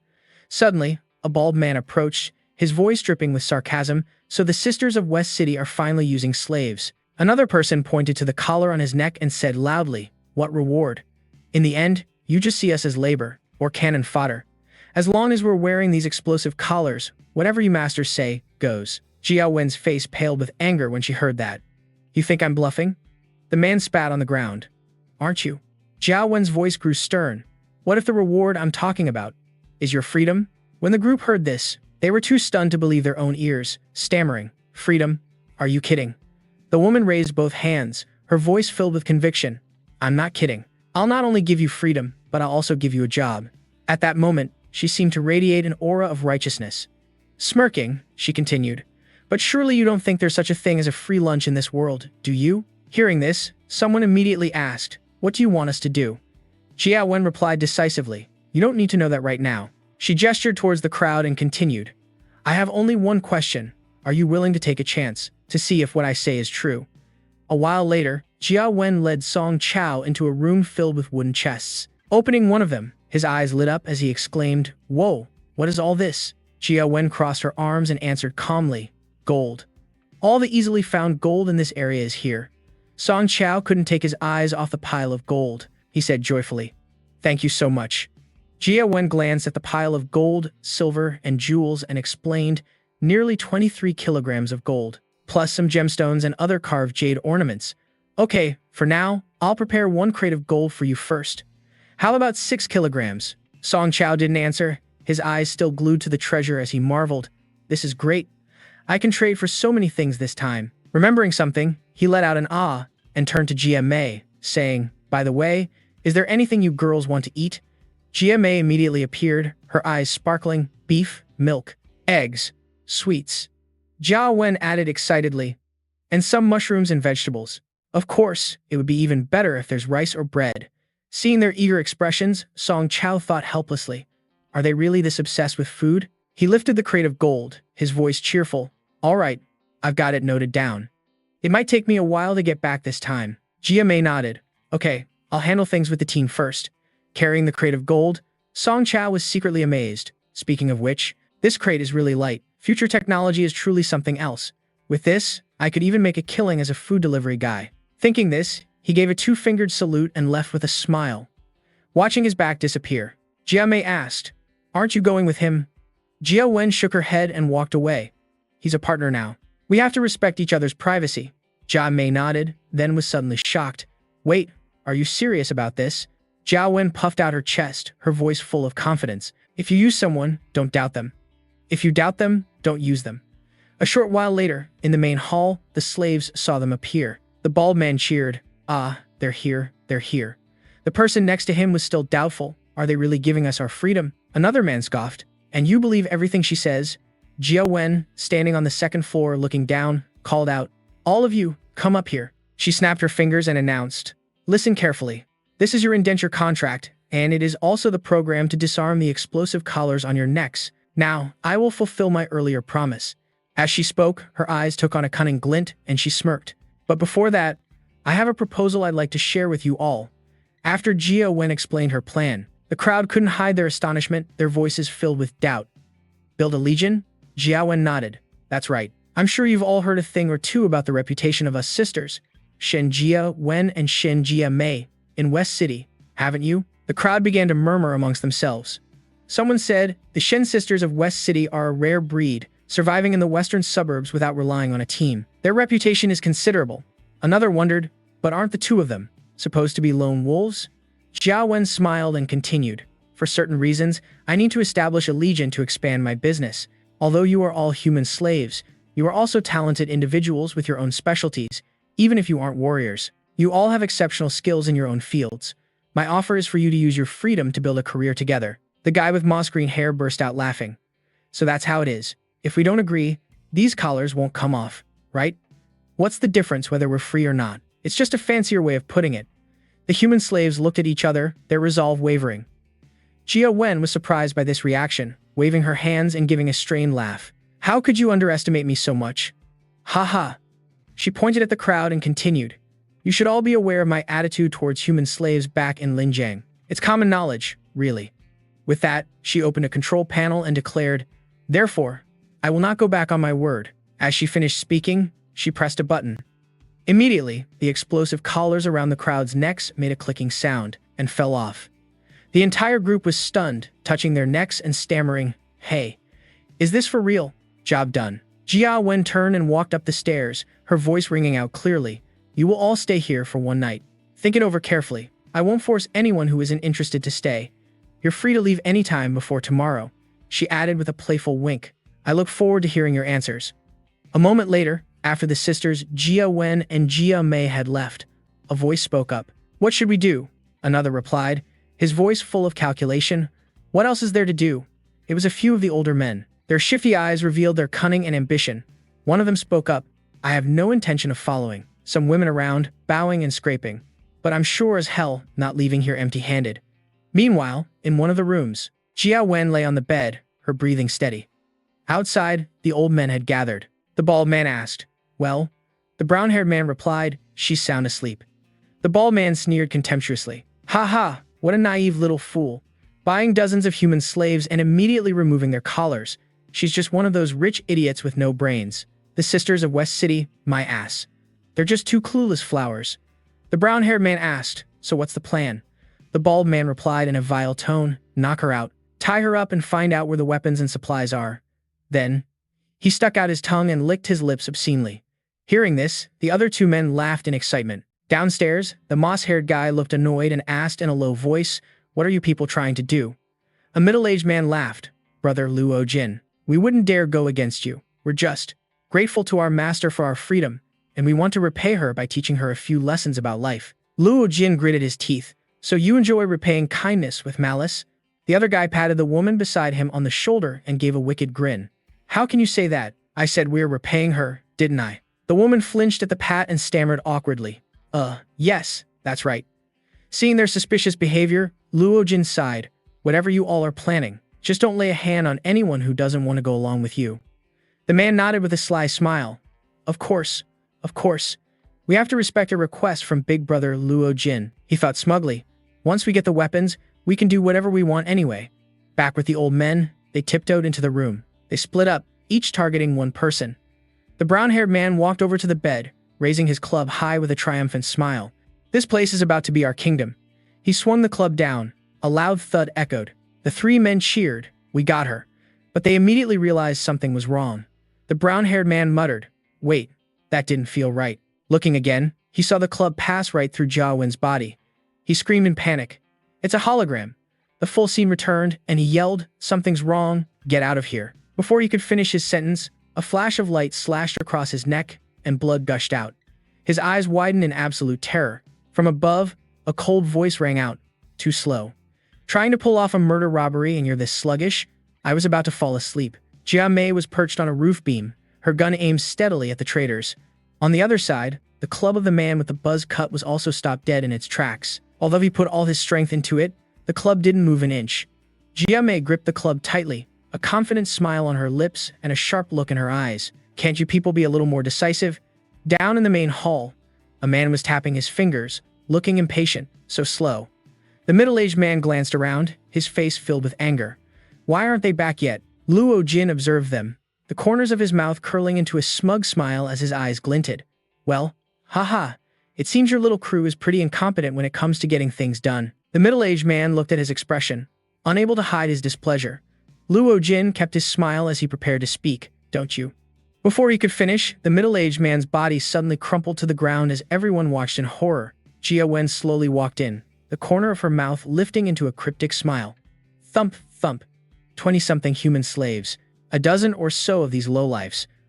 Plenty of guts, but severely lacking in brains. She aimed her gun at the crowd, her eyes as cold as ice. At least there are still a few left that I can use. Just then, Jia Wen tossed a handful of badges onto the ground, leaving the crowd stunned. They stared in surprise at the glittering team insignias on the cloaks, shimmering in blue, red, and yellow. Luo Jin smirked, a triumphant glint in his eye. It seems the outcome of this fight is already decided. Hearing this, Jia Wen flashed a smug smile, her eyes sparkling. Haha. She aimed her gun at the group and snapped her fingers sharply. All right, everyone, it's time for the punishment round. The moment she said it, the traitors scrambled to flee. One of them screamed in a panic. But why? Why is this happening? Jia Wen strolled leisurely after them, reloading her gun as she taunted, run along, little girls, run for your lives, or the big bad wolf will get you from behind. Her face was filled with amusement, her eyes sparkling with glee. Behind her, one of the last men clutched a bat, secretly waiting for an opening. Seeing Jia Wen let her guard down, he swung the bat with a roar. Now's my chance. Die. The weapon slammed hard into her body, but his eyes immediately widened in shock. A layer of energy armor flashed around Jia Wen, completely stopping the attack. She spun around, pointed her gun at his head, and gave a playful wink. Tell me, did you all forget about something called a personal force field? A gunshot rang out, and the man's head exploded. Once it was over, Jia Wen sighed and threw her hands up in exasperation. I didn't give them weapons or armor for a reason. I figured they'd try to betray me. Are these people completely brain dead? There's a limit to how stupid you can be. Watching the way she operated, Luo Jin and his group couldn't help but shudder. After a moment, Luo Jin finally spoke, his voice low. Don't you think that was a little excessive? Jia Wen turned back in surprise, her smile bright. Excessive. If I hadn't predicted this exact situation, I'd be the one dead on the ground right now. If they choose to repay kindness with betrayal, then they can't complain when they end up dead, right? She looked at Luo Jin, her expression serious and her eyes cold. People have to take responsibility for their choices, right? Luo Jin didn't answer. Zhao Wen turned her head and continued her pursuit of the runners. If we're going to work together in the future, you'll have to understand how I operate. Repay hatred with justice, and repay kindness with kindness. Late that night, outside the villa, the bodies of the traitors were strewn across the ground. Jia Wen calmly walked up, drew her gun, and with each shot, another one fell. To the traitors, she was like a ruthless demon, killing without a second thought, and she seemed to be enjoying every moment of it. But far away, one woman and a man managed to escape her line of sight. They stopped to catch their breath, panting. "Haha, we made it. We actually got away." The woman wiped the sweat from her brow, her voice trembling and her eyes filled with sorrow. She turned to the man behind her. "But what are we going to do now?" Before she could finish her sentence, a horrifying scene unfolded before her eyes. The man was being torn to pieces by a pack of monsters. He reached a hand out to her, pleading, "Save me, please, help me. I don't want to die."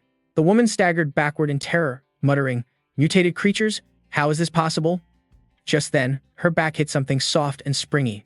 She spun around, her eyes filled with horror. A giant figure loomed over her, lunging forward with its fanged mouth wide open. All she had time to do was let out a scream. Oh God! Blood sprayed through the air as her scream was cut short. Inside the building, Luo Jin and the others watched, breaking out in a cold sweat. He gritted his teeth. That thing from before. Was that a corpse-eating ghoul? The monster's shape was now clear. It was a giant humanoid. It was as tall as a building, with a single horn on its head and fresh blood dripping from its mouth. Looking into its deep, hollow eyes, Luo Jin felt a chill run down his spine. There are so many of them. This close to us?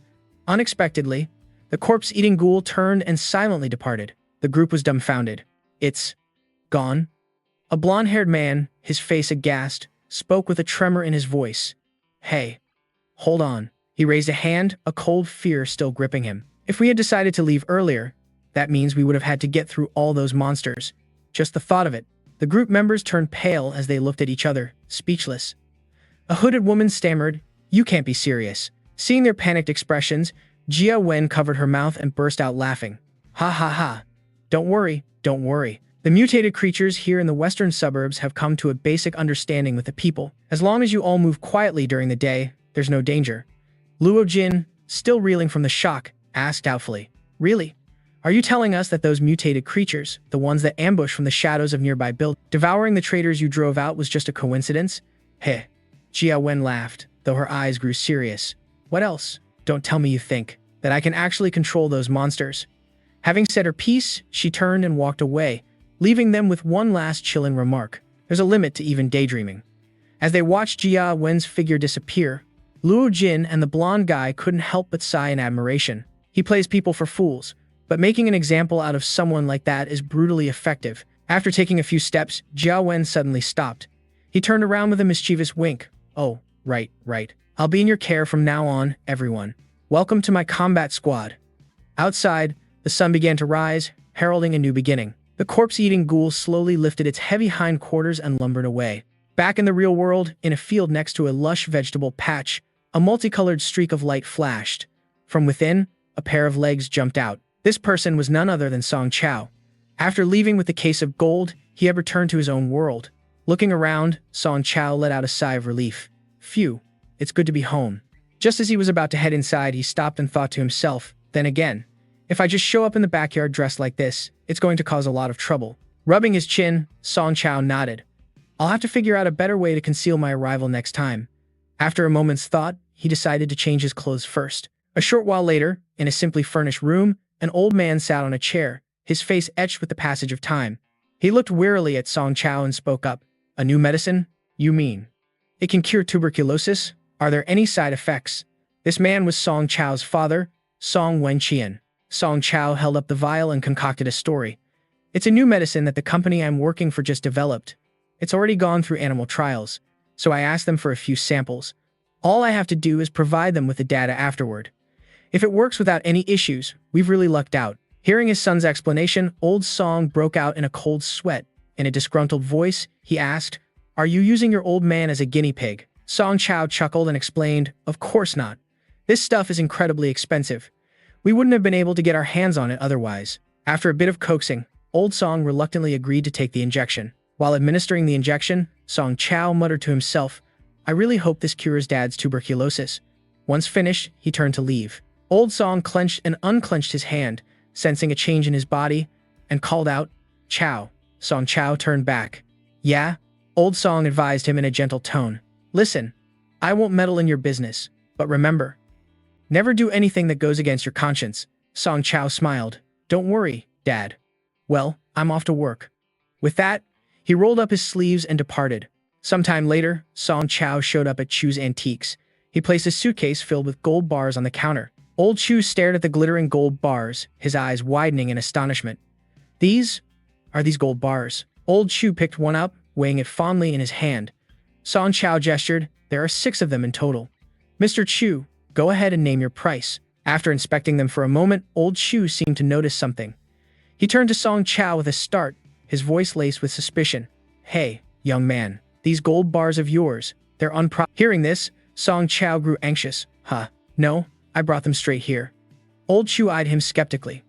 Is that right? He thought to himself, these bars don't have any serial numbers. But Song Chao didn't look like he was lying. After thinking for a moment, the old man snapped the suitcase shut. He fixed Song Chao with a sharp gaze. All right, I'll take them off your hands. But I can only offer you 250 per gram for this batch. Hearing the price, Song Chao was taken aback, his voice filled with disbelief. What? Why so low? Old Chu answered leisurely. Gold artifacts are one thing, but raw gold bars aren't easy to move. I have to use my own private channels to offload them. Just think of it as my service fee for handling all the loose ends for you. Hearing this, Song Chao's face fell. He was so dejected he couldn't even speak. A moment later, a pleasant notification chimed. Ding! A payment has been credited to your account. Song Chao accepted the transfer with a heavy heart, thinking, I had no idea it would be this hard to sell gold bars. Still, it's pure profit. Next time, I'll just stick to selling artifacts. Suddenly, his eyes lit up as if he'd just remembered something. He turned back to Old Chu and asked, By the way, Mr. Chu, do you happen to know a place that sells cars? Old Chu stroked his goatee in surprise. Cars? There isn't much of a selection here in Shaoxuan City. But if you're interested, young Mr. Song, I can recommend a place.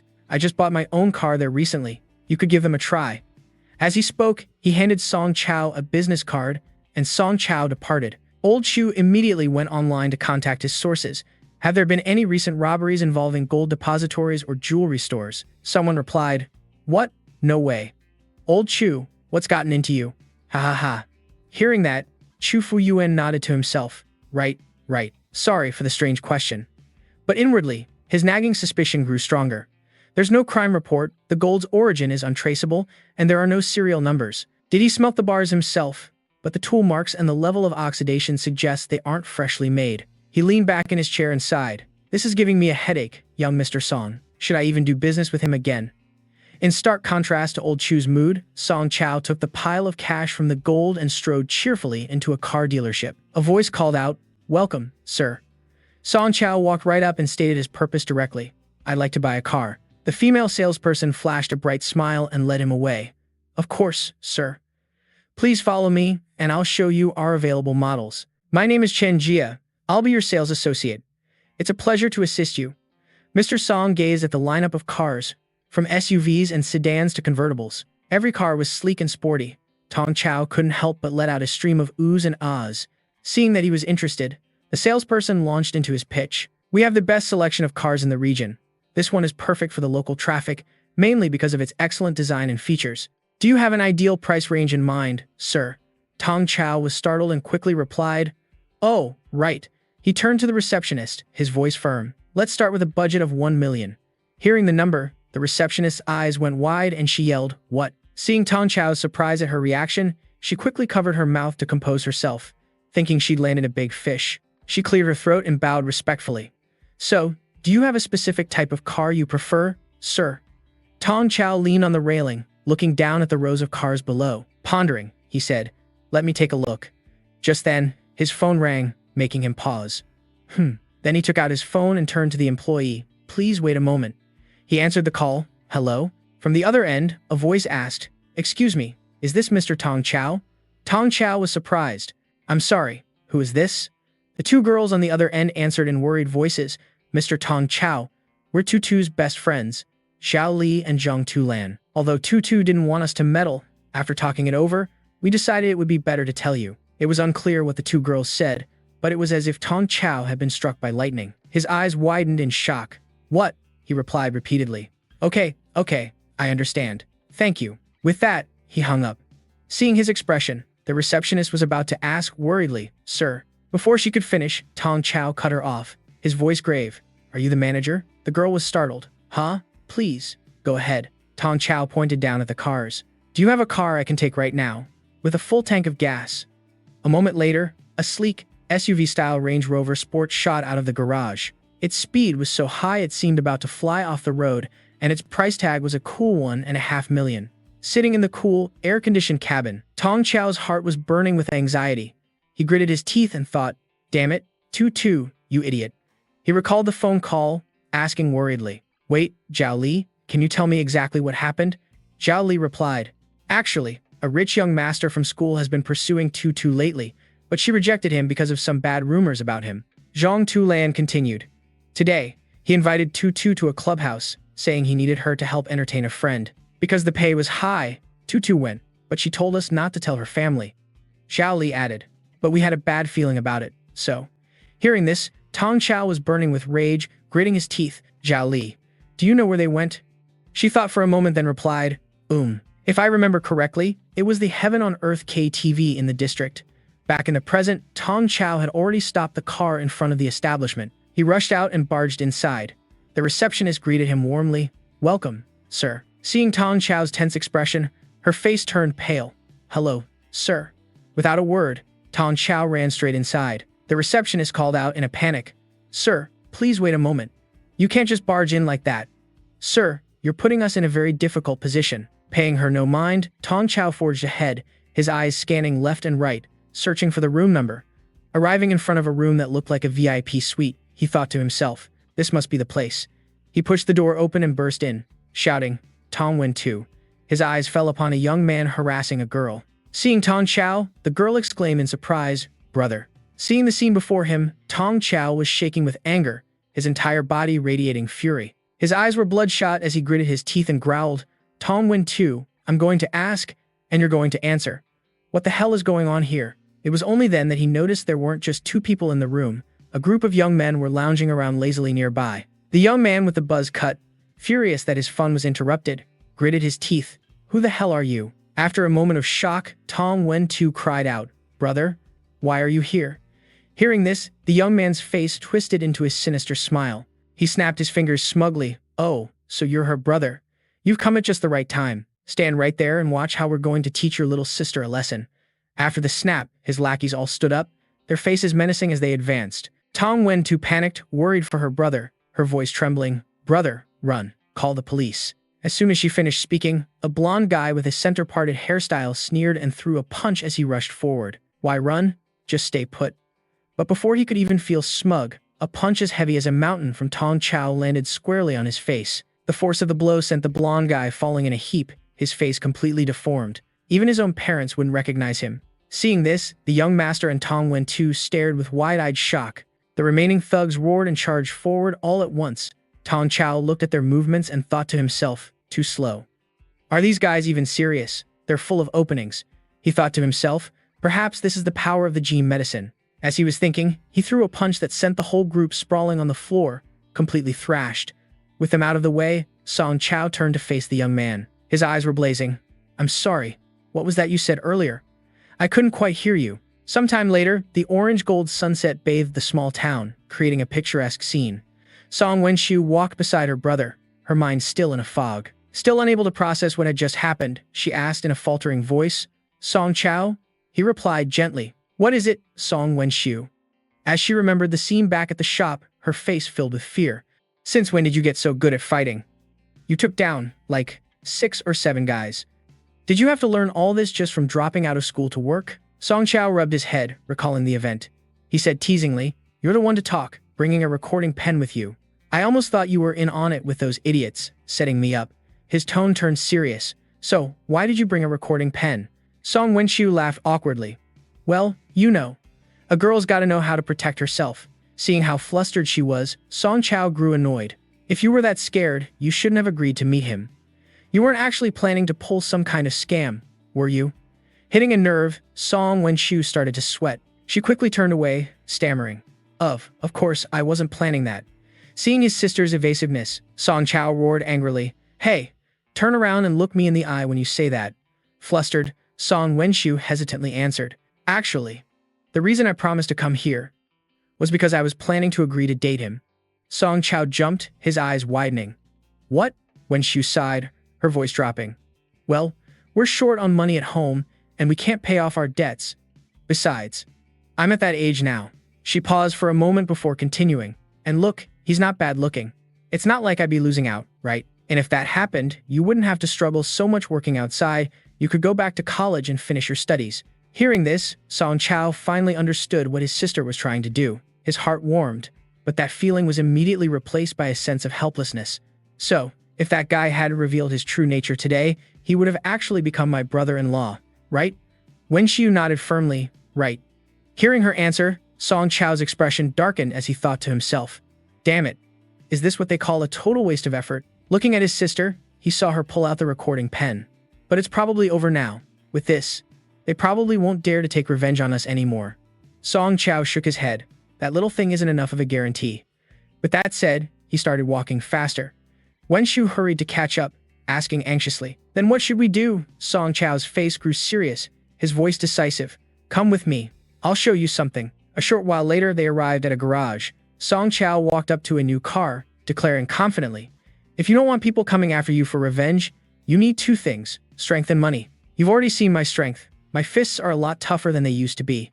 On top of that, I found a great side job that pays pretty well. They even gave me a whole set of tools. Looking at the luxurious car in front of her, Wenshu was shocked. This is a company car? Song Chao nodded, his gaze firm. Trust me. Give me a little time, and I'll make sure our whole family lives the best life possible. We won't have to depend on anyone. I'll drag our family out of this pit of misery with my own two hands. We won't have to worry about money, and we won't have to be afraid of anyone pushing us around. As he spoke, he slapped the roof of the car, then caressed it like a precious treasure. I will definitely make it happen. Sometime later, the two siblings returned to their simple home. After Song Chao spent some time explaining about the vial in his hand, Wenshu asked worriedly, So what now? He grabbed his sister's arm decisively. It's time. Wenshu panicked. Wait, it doesn't hurt, does it? Song Chao chuckled. It won't hurt a bit. As soon as he finished speaking, he jabbed the vial into Wenshu's arm. She cried out in pain. Ah. He continued to explain. This is a drug to boost your immunity. As if suddenly remembering something, Wenshu turned to ask, By the way, have you given this to Mom and Dad already? Song Chao replied as he put away the vial. Yes. Why? Wenshu was skeptical. This new immunity-enhancing drug. Are you sure there's nothing wrong with it? Song Chao was surprised. She continued. Your company makes medicine, right? I get it if our family is basically being a guinea pig for company benefits. But what if something goes wrong? Song Chao cut her off to reassure her. Don't worry, this is a clinical trial. I tried it myself. I only brought it home for everyone after I knew there were no problems. Wenshu's face turned pale. Wait, you used it on yourself? Song Chao nodded nonchalantly. The technology is actually very well developed. He patted the medicine box and continued. They're just short on volunteers, production is still low, and they don't have enough data to go to market. That's all. Thinking of Jia Wen, he added, I kinda know the owner of this company. She's trustworthy. She's not only paying me a high salary, but she also gave me a company car. I was worried like you at first and was going to turn it down.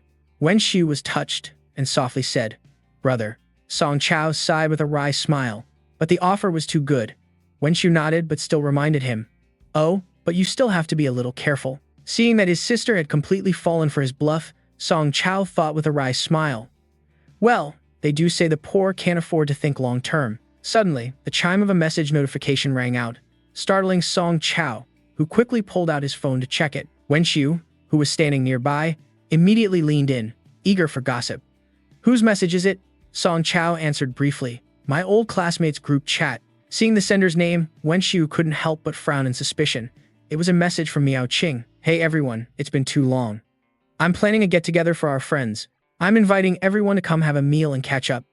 If you get this message, you have to be there.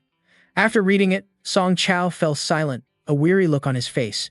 An old classmate, but not a very good person, he muttered. Meanwhile, in another part of the city, a blonde woman in a sharp business suit received the same class reunion message. She smirked and mumbled, "You've got to be kidding. Who has time for this during such a busy period?" Suddenly, as if remembering something, she paused and let out a soft HM. Wait a minute. She took off her glasses, her fingers swiping quickly across her phone screen, her eyes flashing with determination. I'll give it a shot. Who knows? I might scout some talent. The next evening, Song Chao sat behind the wheel, dressed in a smart suit. He sighed wearily. Damn it, I still have to go. Yesterday, when he mentioned the reunion message, Wen Shu had cheered excitedly. Your old classmates? You should go. You have to go. Song Chao, looking utterly fed up, groaned softly. Forget it. Seeing her brother shake his head, Wen Shu looked puzzled. Song Chao sighed and continued. Right now, work is the most important thing. I don't have time for these social games. Wen Shu stood up straight and replied seriously.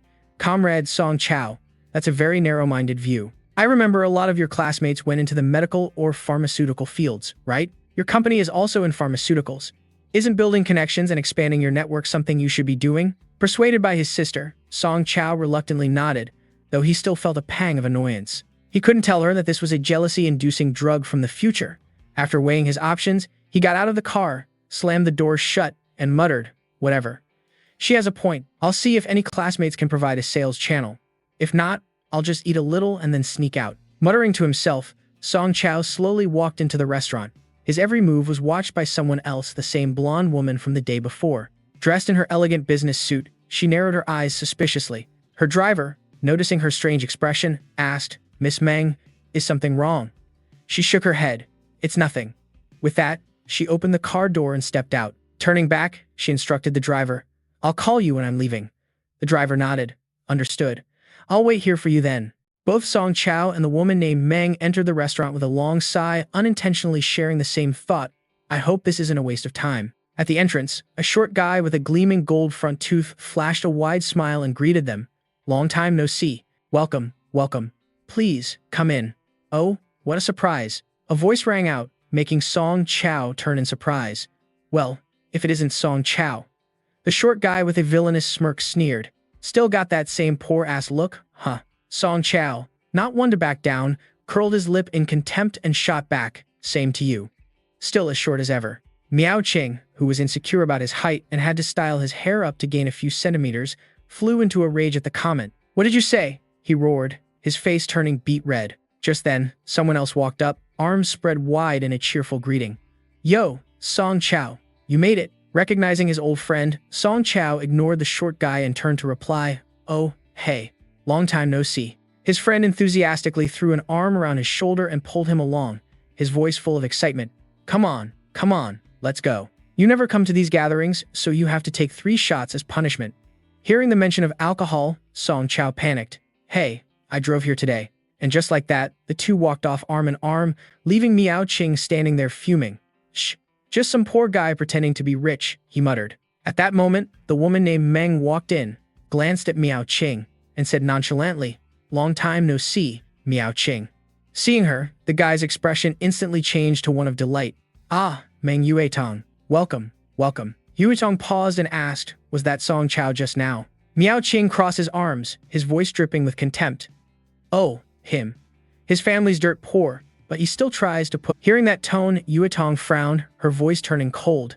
Speaking ill of a classmate behind their back is not appropriate. Miao Qing was taken aback and quickly tried to smooth things over. Oh, you're right. I'll be more careful next time. As they were talking, a pink-haired girl approached and called out loudly, Yuetong. After all these years, their old classmates had all changed. Yuetong looked at her, a hint of uncertainty in her voice. Xiaojin? Xiaojin grabbed her hand and pulled her along, saying excitedly, Come on over here. Everyone's missed you so much, Yuetong replied, looking a bit flustered. Sorry, I've just been so busy. And with that, the two girls walked off together, leaving Miao Qing standing there, staring blankly after them. He schemed to himself, Meng Yuetong, daughter of the chairman of the Meng Corporation. She's gorgeous, was a top student. I have to use this opportunity to get close to her. It could save me years of struggle. Elsewhere, Yuetong sat down next to Xiaojin, took a delicate sip of red wine, and then turned to ask, Do you know how Song Chao has been lately? Xiaojin was surprised. Song Chao? I heard his family was pretty poor. and he had to drop out of school because he couldn't afford the tuition. She gave a mischievous wink. What's this? A drama about a big company princess, fallen for a poor kid. Yue Zhu shook her head. How is that possible? But she couldn't help but recall the scene in the parking lot the other day. It was strange.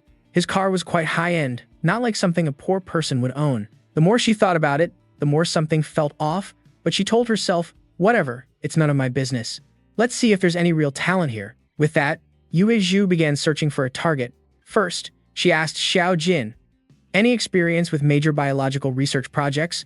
Xiao Jin shook her head. Then she moved on to another guy. What about scientific research? He refused. No can do, there are no internship opportunities right now. Another person said, hey, should I ask the professor for you? One after another, nobody was a suitable fit. Yue Zhu sighed and walked over to the glass window. Looking outside, she thought to herself, I was being too greedy. These people haven't even graduated or finished their theses, let alone worked on a real research project, trying to find someone in this crowd to help the company overcome its difficulties. I was so naive. Having cleared her head, she decided to grab a quick bite and then leave. Just then, a voice caught her attention. Song Chao, come on, let's have a drink. It was Miao Qing. He was holding a beer, trying to goad Song Chao. The young man looked annoyed and refused.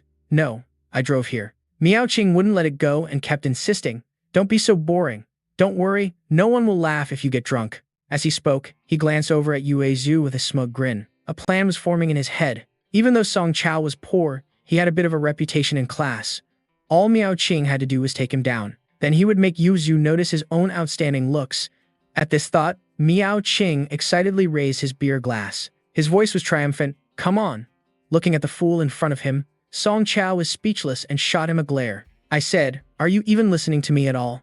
Just then, another friend walked over and clapped Song Chao on the shoulder with an enthusiastic voice. Isn't this great? Song Chao quickly tried to stop him. Hey, don't stir up trouble.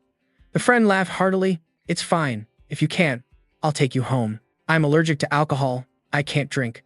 With the refusal pushed to this point, Song Chao could only click his tongue. Shh, all right, fine. He reluctantly took the beer glass, lifting it towards Miao Qing with a look of resignation. Come on, one drink. Seeing his opponent fall for the trap, Miao Qing chuckled to himself. Hey, I already took a sobriety pill. Today, I'm going to make you show your ugly side, which will only make my image shine brighter. He chugged the entire glass of beer in one go. As soon as one glass was empty, another was filled. Song Chao and Miao Qing went back and forth, downing glass after glass. Miao Qing imagined the scene of humiliating Song Chao. He was ecstatic, but it wasn't long before, after countless beers, he started to sway. Finally, he collapsed to the floor, vomiting violently. The friend next to them witnessed this and turned to Song Chao, bursting into laughter. Not bad, Song Chao. I had no idea you could drink so well. Song Chao waved his hand and shook his head. It's all from the training I got working part-time jobs. He was secretly relieved, thinking, I'm not even a little bit drunk. Is this really the effect of the gene potion? After emptying his stomach all over the floor, Miao Qing started to lose control. He stared blankly at everyone and roared, It's not fair. It's not fair. Then he pointed straight at Song Chao, his voice shrill. Why is it that everyone welcomes you, but nobody likes me?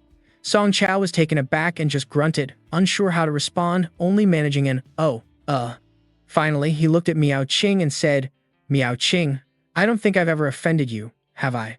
This just made Miao Qing roar even louder. It's that condescending attitude of yours.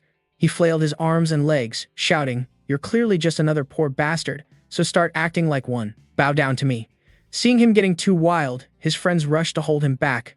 Meow, man, let it go, it's all right. They coaxed him. Let's go to the bathroom so you can get it all out. A friend turned to Song Chao. Song Chao, you should probably head somewhere else for a bit. Song Chao awkwardly replied, and walked away. Over on the other side, Xiao Jin walked up to a bewildered Yue Zhu and asked, What are those guys up to? Yue Zhu shook her head. Beats me. Xiao Jin asked curiously, So, did you find anyone you're interested in? Yue Zhu sighed, Honestly, none of them have any project experience. They really can't help. Xiao Jin nodded. Well, we haven't graduated yet, after all. Yue Zhu said, dejectedly. I know. I was just in a rush and grabbing at straws. Just then, her phone started ringing insistently. Surprise, Yue Zhu took it out and saw the caller's name, thinking, Dad's calling? I specifically told him I was at a class reunion today. Did something happen? She waved to Xiao Jin. Sorry, I'll be right back. Stepping outside, Yue Zhu answered the phone. Hello? Is that you? A deep voice came from the other end. Find somewhere quiet. There's something I need to talk to you about. A moment later in the restroom, Yue Zhu leaned against the sink and said softly, Okay. Did something happen? The voice on the other end continued. Yue Zhu, listen to me calmly. The company has decided to scrap the research project you're currently in charge of. Hearing these words, Yue Zhu's face went pale with shock. She couldn't believe what she had just heard. After the initial shock, Yue Zhu took a deep breath to calm herself and asked quietly, Did something happen? From the other end of the line, her father's voice was steady. It's just as you heard. The corporation's cash flow is in danger of being cut off. We can't pour any more money into the lab. He hesitated, then continued. The lab still hasn't produced any results. This has made many people on the board of directors unhappy. We can no longer overrule them. Yue Zhu said in a low voice. Dad, do you remember how we analyzed that R&D was the only path forward for the corporation? Her father replied, I remember. Yue Zhu continued, her voice firm. In the current market situation, neither our products nor our production lines are competitive enough. Her father's voice was heavy. I know. Her father emphasized, only with a huge investment could we break out of the second and third tier markets to compete in the first tier in the future. I'm aware, he replied. Yue Zhu pressed on. If we don't take this gamble, we won't get another chance. Her father sighed. I understand. All the hopes and dreams Yue Zhu had cherished for so long blazed within her. She said loudly, but before she could finish, her father cut her off. I understand everything you're saying, but this time, we have no choice but to surrender. He walked to the glass window, looking down at the brilliant lights and bustling traffic of the city. His voice was filled with helplessness. In truth, we're the ones who are powerless. We don't have the ability to continue funding this. Honey, before we can talk about ideals, we have to make sure the people who follow us can eat. I'm sorry. Hearing her father's words, Yue Zhu couldn't hold back her tears. She covered her mouth, her voice choked with emotion. Dad, just give me 3 more months. Help me buy just 3 more months. The gene repair drug experiment. I promise I'll give you and the board an answer. Hearing his daughter's pleading, her father couldn't help but sigh. All right. He then ended the call. Yue Zhu slowly walked out of the restroom, her face dejected. She told herself, I've already done my best. With a heavy heart, she left, completely unaware that Song Chao was leaning against the wall behind her. His expression was awkward. Looks like I heard something I shouldn't have, he muttered to himself, thinking about the gene drug. Song Chao was secretly pleased. So, Yue Zhu's family corporation was in the pharmaceutical industry and was struggling with a gene project. Maybe I can try selling the doctor's medicine to them. He decided to approach her, his heart soaring with joy. He whistled as he returned to the party room. As soon as he entered, Song Chao saw a group of his friends gathered together, with one of them shouting, That's enough. Cut it out. Curious, he walked over and asked, What's wrong? Inside the circle, a very drunk Miao Qing slurred, Come on, Yue Zhu. Drink this whole glass. Yue Zhu backed away, waving her hand. No, I have to go home later. Miao Qing shoved the glass of wine toward her, cutting her off. Cut the crap and down this glass. He moved closer, his eyes filled with displeasure. Or is the great Miss Meng looking down on a drink from me? Seeing his aggressive attitude, Yue Zhu was startled and worried. Xiao Jin couldn't take it anymore and yelled, Hey, show some respect, you drunkard. The friend next to him also scolded awkwardly. Hey Miao Qing, you should shut up. But Miao Qing was completely controlled by the alcohol and had lost all reason. He roared, All of you, get out of my way. I want her to drink my wine. Yue Zhu trembled with anger, thinking to herself, Seriously, why do I have to waste my time dealing with this drunk? This is ridiculous. Just as she was about to explode, a hand rested on her shoulder. Yue Zhu turned to see Song Chao, who spoke in a cheerful voice. I heard you're interested in products related to genetics. Could you spare a few minutes to talk? Hearing Song Chao suddenly bring this up, Yue Zhu was momentarily stunned, a look of surprise on her face. Huh, she exclaimed. Seeing her still looking dazed, Song Chao continued. So, about your corporation's genetic product R&D project, I was hoping to have a chat with our class president about it. Only then did Yue Zhu snap out of it. She said, Oh?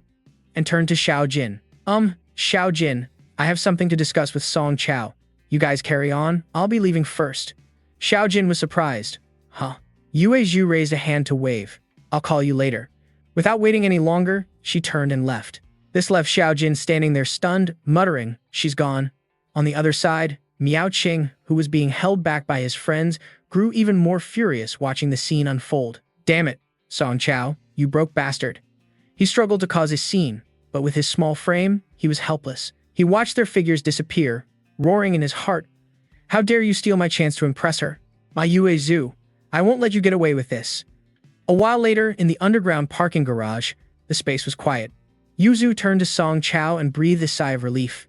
Thank you. You only stepped in to help me, right? She gave him a friendly smile. You should go back and enjoy the party. I'll be going now. Song Chao was taken aback and quickly replied, Huh? No, that's not it. I really do have something to discuss with you. Seeing Yue Zhu's surprised look, he explained, Actually, I'm working for a friend's company right now, and they're researching a gene drug. They already have a sample. Hearing that the very thing she had been working so hard on without any progress was now being described as a finished product, Yue Zhu was stunned, her eyes wide with utter disbelief. Song Chao chimed in, Excuse me, I couldn't help but overhear your call just now. I was wondering if the class president would be interested in seeing a sample. To cooperate, Yue Zhu trembled with anger. What did you say? She crossed her arms, her voice icy. Song Chao, you helped me out. I'm very grateful for that, and I have no intention of pursuing the matter of you eavesdropping on our company's confidential information. Song Chao's face turned pale, not understanding what he did wrong. Yue Zhu said sternly, But please, don't look down on other people's work. Do you know what gene research even means? It's labs that cost tens of millions, even billions of dollars. World-renowned scientists work day and night, pouring their sweat and tears into it, just to prove one path is a dead end. The amount of money invested each year is countless, with no guarantee of results, all for painstakingly small steps forward over many months and years. And yet, my project was just shut down. And now you're telling me some research lab has a genetic product and wants to cooperate with me. She gritted her teeth in frustration. There's a limit to how much you can insult a person. Suddenly, she flinched, realizing she'd said too much. Ah, no, I was rude. I lost my composure for a moment, my apologies. She said indifferently. In any case, that's that. Thank you for your offer. If I'm interested, I'll contact you. With that, she got into her car and softly told the driver to go. The driver replied, Yes, ma'am, and the car drove off, leaving Song Chao frozen in place, watching helplessly. She's gone. Why did she suddenly blow up like that? Did I say something wrong? He mumbled in confusion. She didn't even leave a contact method or a business card. How is she supposed to contact me? She clearly doesn't believe me. But the problem is, I have the real thing. The next morning, somewhere in the city, Old Chu led Song Chao to a location.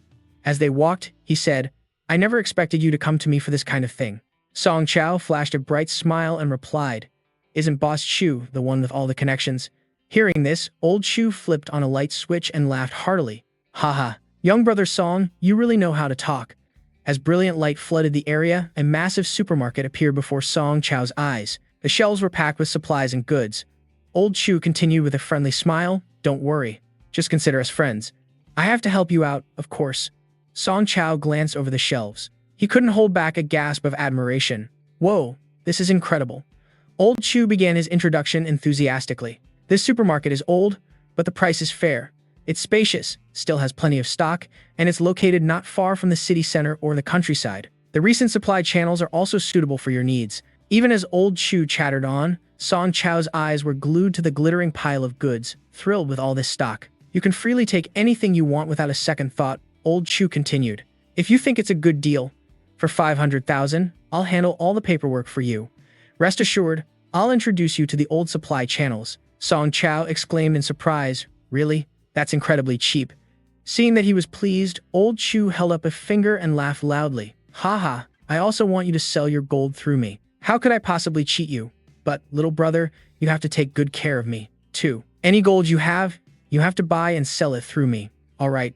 Song Chao replied without a hint of hesitation. No problem. Hearing the decisive answer, Old Chu was delighted. Oh ho, you agreed without a moment's hesitation. He immediately turned around and said, All right, I'll go get the contract. With his experienced eye, Old Chu stroked his beard as he walked away, thinking to himself, he doesn't seem like a bad person, but where on earth does he get his gold? How interesting. After completing the paperwork to acquire the supermarket, Song Chao returned home. Faced with his story, both Old Song and Wen Shu couldn't help but be skeptical. Dad, Song Chao confirmed enthusiastically, Mem, I'm preparing to buy a supermarket. I need you to manage it for me. That friend of mine is quite rich, and I work for her now. She gave me some startup capital. I can't help with other things. I can only run errands, and then bring them some nice meat. Good food for them, as a small token of my appreciation. Hearing his son's words, Old Song stroked his beard, looking thoughtful. After a moment, he sighed, All right, then. This old body of mine probably can't last many more years in the mines anyway. Fine, I'll watch the store for you. Having persuaded his father to quit his mining job to look after the supermarket, Chao was secretly overjoyed. He clenched his fist, telling himself, this way, Dad can finally escape the back-breaking work at the mine. I'll also have a reason to buy massive amounts of food and supplies. It's time to go back to the apocalypse. The very next day, the supermarket began operations. Old Song took on the role of the supermarket owner. Wenshu walked out of the store carrying a heavy box and called out loudly, "Brother, the potatoes and white cabbage you needed, I packed them all up." While loading things into the car, Chao turned and replied, "Thanks, you can just put it on the ground for me." Seeing her brother carrying away a pile of goods, Wenshu asked worriedly, "Be honest, are you sure there won't be any problems just giving this stuff away? That's your boss, right?" Chao reassured her, "Don't worry. If there's one good thing we have here, it's fresh food. There's nothing wrong with gifting this." He turned to his sister and smiled. "Speaking of which, carrying a big box of food like that without getting tired, your stamina is pretty good." After her brother pointed it out, Wenshu realized the pile of things didn't feel very heavy, even though she was clearly carrying a lot of food. Putting the box down, she looked at her hands and thought to herself, "That's strange. I feel like I've gotten a lot stronger these past 2 days." Looking at the condition of his father and sister, Chao happily thought to himself, Dad's complexion is clearly much better. His body is healthier too. The effects of this gene medicine are terrifyingly good. This is just the kind of high-quality product you'd expect from the apocalyptic world. Soon, the car was fully loaded, and Old Song and Wenshu saw Chao off. Looking at the car in front of them, Old Song exclaimed, "Your company is really great. They even gave you such a high-end car." Chao smiled brightly, "Just company benefits." Seeing his son being valued so highly, Old Song was happy and gently advised him, "If your friend treats you this well, you have to work hard. Don't embarrass me, you hear?" Chao immediately replied, Yes, don't worry. I know what to do." After saying their goodbyes, Chao drove away, watching his family's supermarket slowly disappear in the rearview mirror. He mumbled, this should be far enough." He glanced at the ring on his hand and thought, "Wan Ren, I can go back to the apocalypse now." But then he suddenly hesitated. "To be honest, I've already made enough money now.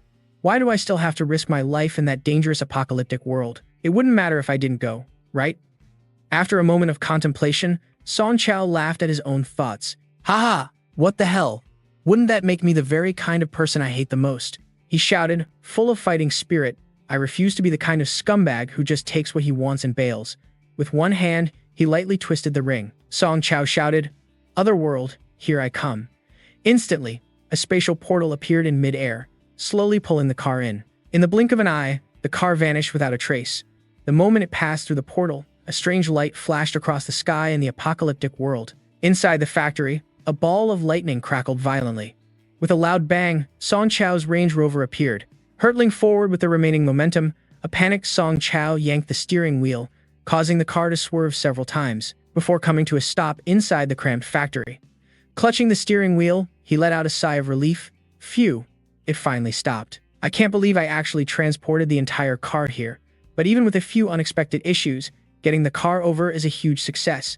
Chao mumbled, "This way, whether I'm coming here or going back, I'll be able to carry a lot more stuff." He opened the trunk to get his things, thinking to himself, "I'll put on my protective gear first, then go meet Shen Jiawen and the others. After all, this place isn't safe like the modern world." Holding a piece of armor, he mumbled, "I never know if there's some monster lying in ambush." He hadn't even finished his sentence when a drop of zombie drool dripped onto the piece of armor. Chao was startled and quickly drew his automatic pistol. His voice panicked. "What the hell?" The red-eyed zombie charged straight at him. Chao spun around, raised his gun, and fired. 2 shots rang out. The zombie fell to the ground with a thud. He wondered, "Oh, is it dead already?" Seeing it lying still, Chao breathed a sigh of relief. "Looks like I've got some talent after all." Took it down with 1 shot. But before he could finish, a metal bar fell from the roof. There was still a bullet hole in it. Chao's face paled as he thought, "My shot hit the metal bar." Then who shot the zombie? Just then, a figure approached, and a concerned voice called out, "Hey, are you okay?" Smoke was still curling from the barrel of his gun as the man looked over at Chao. It was none other than Luo Jin. Recognizing Chao, he couldn't hide his surprise and asked, Isn't this the head of logistics? What are you doing here?" After a long conversation full of explanations, Chao pulled Luo Jin over to the trunk and shoved a pile of supplies into his arms. Seeing this, Luo Jin quickly held up a hand to stop him. All right, that's enough. Let's just leave the rest of the stuff with the car for now. Shouldering the pile of supplies, Luo Jin turned to Song Chao. His voice was serious. Carrying too many supplies will affect our speed. We have a 30-minute walk, and we have to avoid a lot of monsters along the way. The slower we are, the more dangerous it gets. Hearing this, Song Chao nodded in agreement. After walking a short distance, he glanced back at his newly acquired car, left all alone. He asked worriedly, "Will the car be okay here?" Luo Jin replied while clearing the path ahead, glancing back. Usually, those mutated creatures aren't interested in inanimate objects. If something does happen to it, we'll just have to abandon it. I have to take you to see the boss lady first. Then we can organize a team to come back for it. Hearing Luo Jin say that, Song Chao could only nod, but his eyes still lingered on the car. He muttered to himself, "I hope nothing happens to the car and the food." Seeing Song Chao staring so intently at the car, Luo Jin chuckled and continued, "You know, this is the first time I've seen an off-road vehicle without any weapons or modifications. It's purely built for comfort, yet you still managed to bring back so many good things with it. You're truly worthy of the boss lady's high regard." Song Chao was taken aback and asked, "Are you talking about me?" Luo Jin replied instantly, "Who else?" Song Chao could only smile wryly to himself, thinking that this Minister of Logistics title was definitely a joke. It was as if they were putting him on a pedestal to be sacrificed. By now, the sky had grown dark. Luo Jin led Song Chao into a narrow alley, avoiding any unwanted creatures. As they walked, he explained that the current situation was tense, but luckily, he had made it back in time. "In another 2 days, we have to move the base." Song Chao asked in surprise, "Did something happen?" Luo Jin's voice dropped as he replied, "I'm not too clear on the details myself. I heard the boss say that a beast tide is about to begin," he explained thoroughly. "When that happens, hundreds of thousands of mutated creatures will swarm in, including many mutated zombies, and there will even be high-level monsters, maybe even giant corpse fiends." Hearing this, Song Chao's face went pale. Just the thought of being trapped in the middle of a monster horde made him shudder, his mind going numb. He yelled out in frustration, "Wait a minute, are you guys just going to dump me here?" Luo Jin replied with a wry smile, "Who knew you'd pop out of a place like that, driving a car with no armor? Besides, look, didn't we already clear out all the mutated creatures around here? And then we picked you up, so don't worry about these little details." "Absolutely not," Song Chao said, his voice full of grievance, but Luo Jin just chuckled and brushed it off. Chatting as they walked, they gradually approached the base. Bright electric lights illuminated the entire area. Luo Jin pointed towards the light and said, "All right, look, we're here." The base had changed so much since Song Chao last saw it, leaving him astonished. He asked, startled, "What?" Just then, a familiar voice called down from above, "Luo Jin, I told you to go on patrol, and you bring me back a big present." But from a ledge not far away, Jia Wen looked down and saw the two of them, her clear voice ringing with amusement. "Do you two handsome guys need a guide?" Recognizing her, Song Chao happily replied, "Uh-huh. More than welcome, boss." After some catching up, Jia Wen led Song Chao and Luo Jin back to the base. As she walked, her voice was filled with amusement. "I didn't expect you to come back with Luo Jin. As always, you have a magical way of showing up at just the right moment." At this, she perked up, her eyes sparkling. "So, what kind of present do you have for me this time?" Looking at Jia Wen's greedy expression, Song Chao gave a helpless, wry smile and replied, "You can open the container yourself later. Let's just say you have something to look forward to." Seeing his expression, Luo Jin burst out laughing. "Ha ha ha ha. I can only say, you're truly worthy of being someone the boss values." When he took that stuff out, I was just blown away. Jia Wen winked playfully and replied, "Oh, in that case, I'll gratefully look forward to it." Walking behind Jia Wen, Song Chao spoke up, "I heard you started a company." Jia Wen smiled and corrected him. "It's a combat team, but you can call it a company if you want." Song Chao asked again, "So what's this about a Minister of Logistics?" Jia Wen replied nonchalantly, "Well, you're a big shot who can find supplies. It's only natural to give you an officer position." Hearing that, Song Chao said, half jokingly, "I just feel like you're setting me up as the sacrificial lamb." Jia Wen gave a wry smile and said, "You should be grateful. Do you know that Jia Mei originally wanted to name the logistics team the Scream for Nothing Squad? It was full of malice."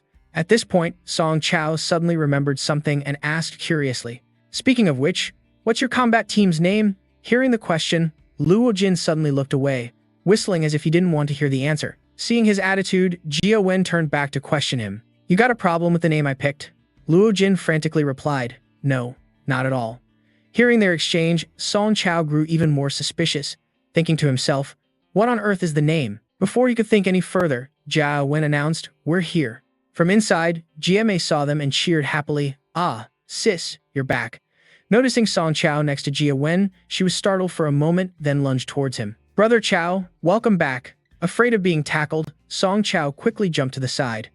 Jiamei's momentum sent her tumbling to the ground. She scrambled up with an aggrieved tone. Brother Chao, you're so mean. Looking at her expression, Song Chao could only offer an awkward smile.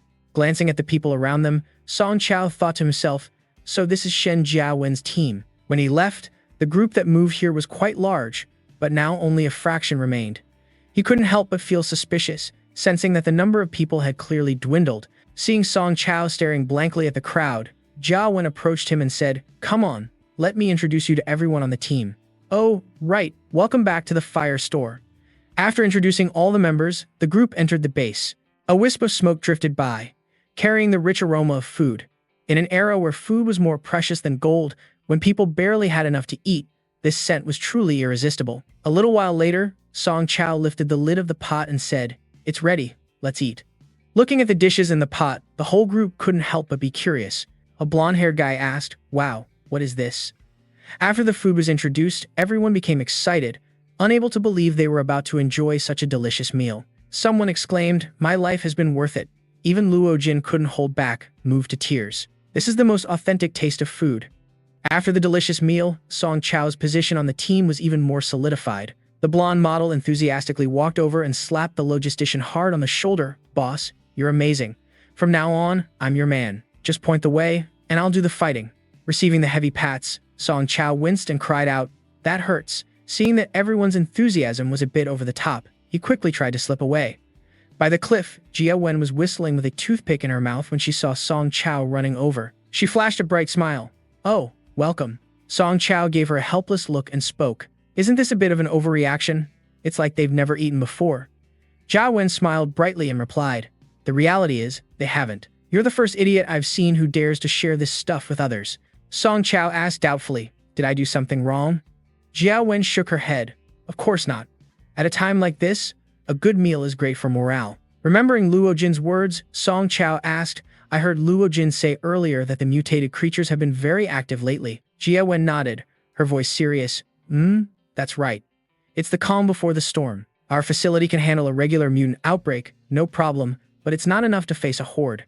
Besides, once these things gather, they usually aren't interested in things they can't eat, so our people usually escape to Linjiang to hide. People need to leave quickly, before the beast tide arrives. Song Chao, still confused, asked, What? Jia Wen pointed outside and explained, Look, we call a mass gathering of mutated creatures a beast tide. In 2 days at most, a massive beast tide will overwhelm this place. We've already started preparing. We were originally waiting for news from you. Now that you're here, there's no reason to stay any longer. Hearing about leaving, Song Chao became flustered. Actually, Jia Wen was surprised. What's wrong? It was then that he revealed the supplies he'd left in the trunk of his car. Hearing this, the group exclaimed in unison, There's more? Song Chao pointed to Luo Jin and explained, Luo Jin and I only brought back half. The rest is still in the car. Luo Jin gasped. So there were that many supplies in the car? Hearing about food, the gluttons became excited. Then what are we waiting for? Let's hurry and bring the supplies back to Linjiang. Jia Mei turned to Jia Wen, her voice pleading, Sister. Jia Wen was helpless and finally said, I can tell you people are just slaves to your desires. After a moment, Jia Wen sighed, giving in to her sister. Fine. Luo Jin, Rampage, Shui Luo, the three of you are with me. She commanded decisively, We'll be a 3-person squad. Feng Xin, Zemo, Mei Mi, you three will follow Jia Mei as the fire team's guides. As for Song Chao, you'll lead the support team with Huo Xiangjie at the rear. Your job is to point out the route for the vanguard. Hearing his name, Song Chao was startled. Me?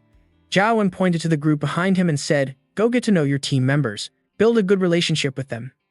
The next morning, as the sun began to rise, the convoy set off. Rampage shouted excitedly, Move aside, you monsters. I'm here. Seeing him shouting, Luo Jin quickly reminded Rampage, Keep it down. We don't need to fight any mutated creatures here. Rampage protested. What's there to be afraid of, boss? Then turned to Jia Wen with a smirk. Think of it as team training, right, boss? Jia Wen frowned in annoyance. Weirdo. You'll have plenty to do later. Don't waste my ammo now.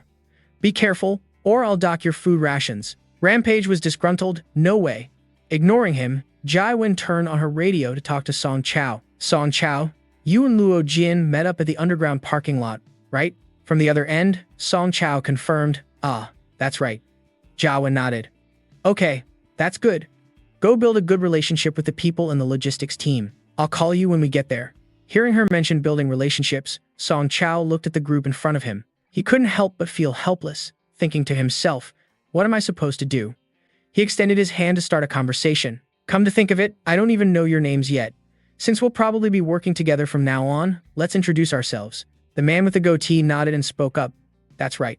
He introduced himself. I am Fei Xue. As you can see, I'm an office worker who's pretty good with paperwork and planning. The girl in the baseball cap clasped her hands. Alina. I'm a doctor. It's a pleasure to meet you. The other girl also spoke up. Oh, I'm Kana. You could say I'm a cook. Please take care of me. Song Chao nodded and replied, I'm Song Chao. I used to work with Shen Jiawen's group, and then for certain reasons, we started a joint venture together. Looking at the team before him, a secretary, a doctor, a cook, all people with zero combat ability, Song Chao buried his face in his hands in despair. Just then, the car came to a sudden halt. The whole group tumbled backward. Jia Wen looked ahead and asked Luo Jin, is Song Chao's car really here? Luo Jin looked up and replied, although I can understand why you're asking that, boss. Unfortunately, this is the place. Hearing this, Jia Wen called out, Song Chao, come out for a second. The guy, nursing a lump on his head, clumsily crawled out and asked, what's up? Are we there yet? Jia Wen pointed behind them. We're here, but the plan has to change. Following her gesture, Song Chao was stunned. Right there in the underground parking area, a massive horde of monsters was in chaos. Jia Wen watched them. She said, this is the beginning of a beast tide.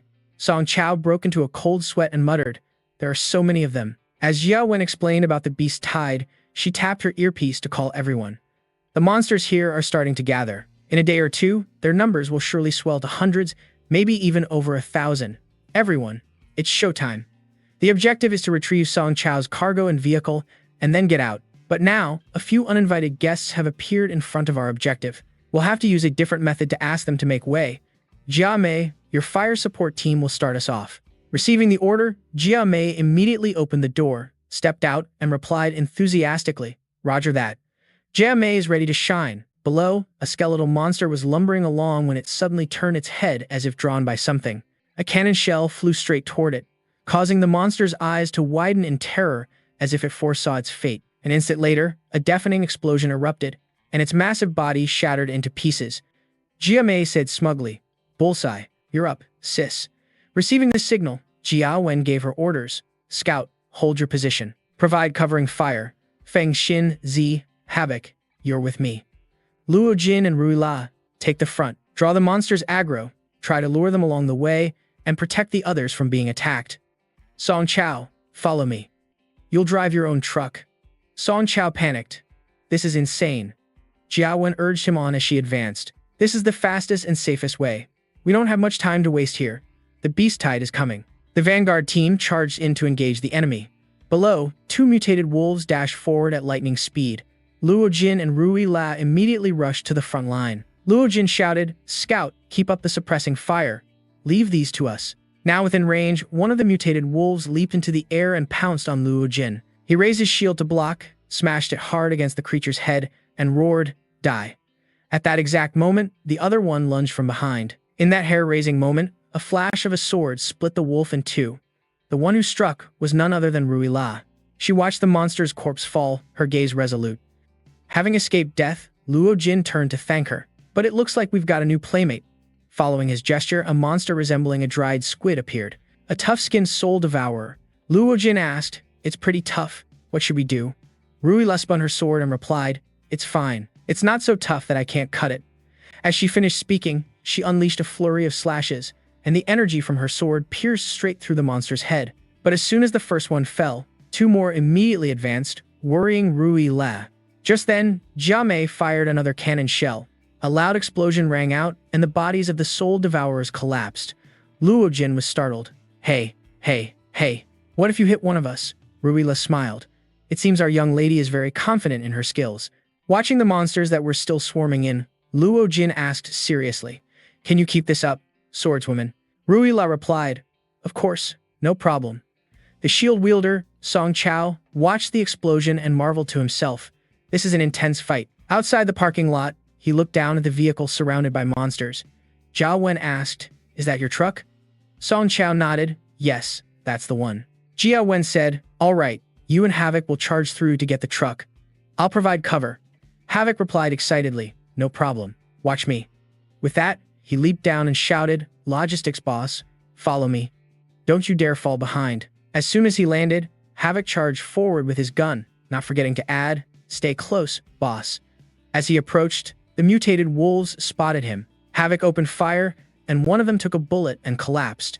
Another one lunged at him, but within seconds, it too was shot through the head. Seeing that the horde had thinned out, he urged, "Logistics boss, hurry up and get the truck." Song Chao replied, "Got it." He ran straight to the vehicle. Just as he opened the door and got in, a monster lunged out of nowhere, aiming right for the driver's seat. Song Chao quickly drew his gun and gritted his teeth. Damn it. But before he could pull the trigger, the monster was blown to bits. The one providing cover was Jia Wen, who was sliding down while firing toward the vehicle. Havoc leaped onto the truck and yelled, "Drive, get us out of here, you idiot." Song Chao quickly replied, "Oh, right." He put the key in the ignition, started the truck, and sped straight toward Jia Wen, who was providing cover. As he got close, he shouted, "Shen Jia Wen, I'll stop the truck, get on." Jia Wen replied, "No need, just keep driving." With that, she leaped into the air before their astonished eyes and landed gracefully on the roof of the truck. She said, "I'll continue to handle the pursuers from back here." The mutated wolves were still chasing them relentlessly as Jia Wen fired her weapon and contacted the others via radio. "All squads, the objective has been secured. You can disengage." Hearing the announcement, the teams ceased their attacks. Jai Wen continued, "Jai Mei, give me your coordinates and blast a path through the wreckage at your location. Everyone else, get in the car. We're heading to Linjiang." The plan was a success. Everyone cheered with joy, except for Song Chao, who could only laugh helplessly. Song Chao mumbled, "I think she just said blast a path." Just then, a loud boom echoed. A huge explosion erupted ahead, kicking up a cloud of dust and smoke. The car sped right through it. Flying over the debris, Jai Wen let out a sigh of relief. "All right, everyone, let's head to Linjiang." After some time, the group arrived at Shujing's hospital. She was surprised and asked, "Are you preparing to pack up and move to Linjiang?"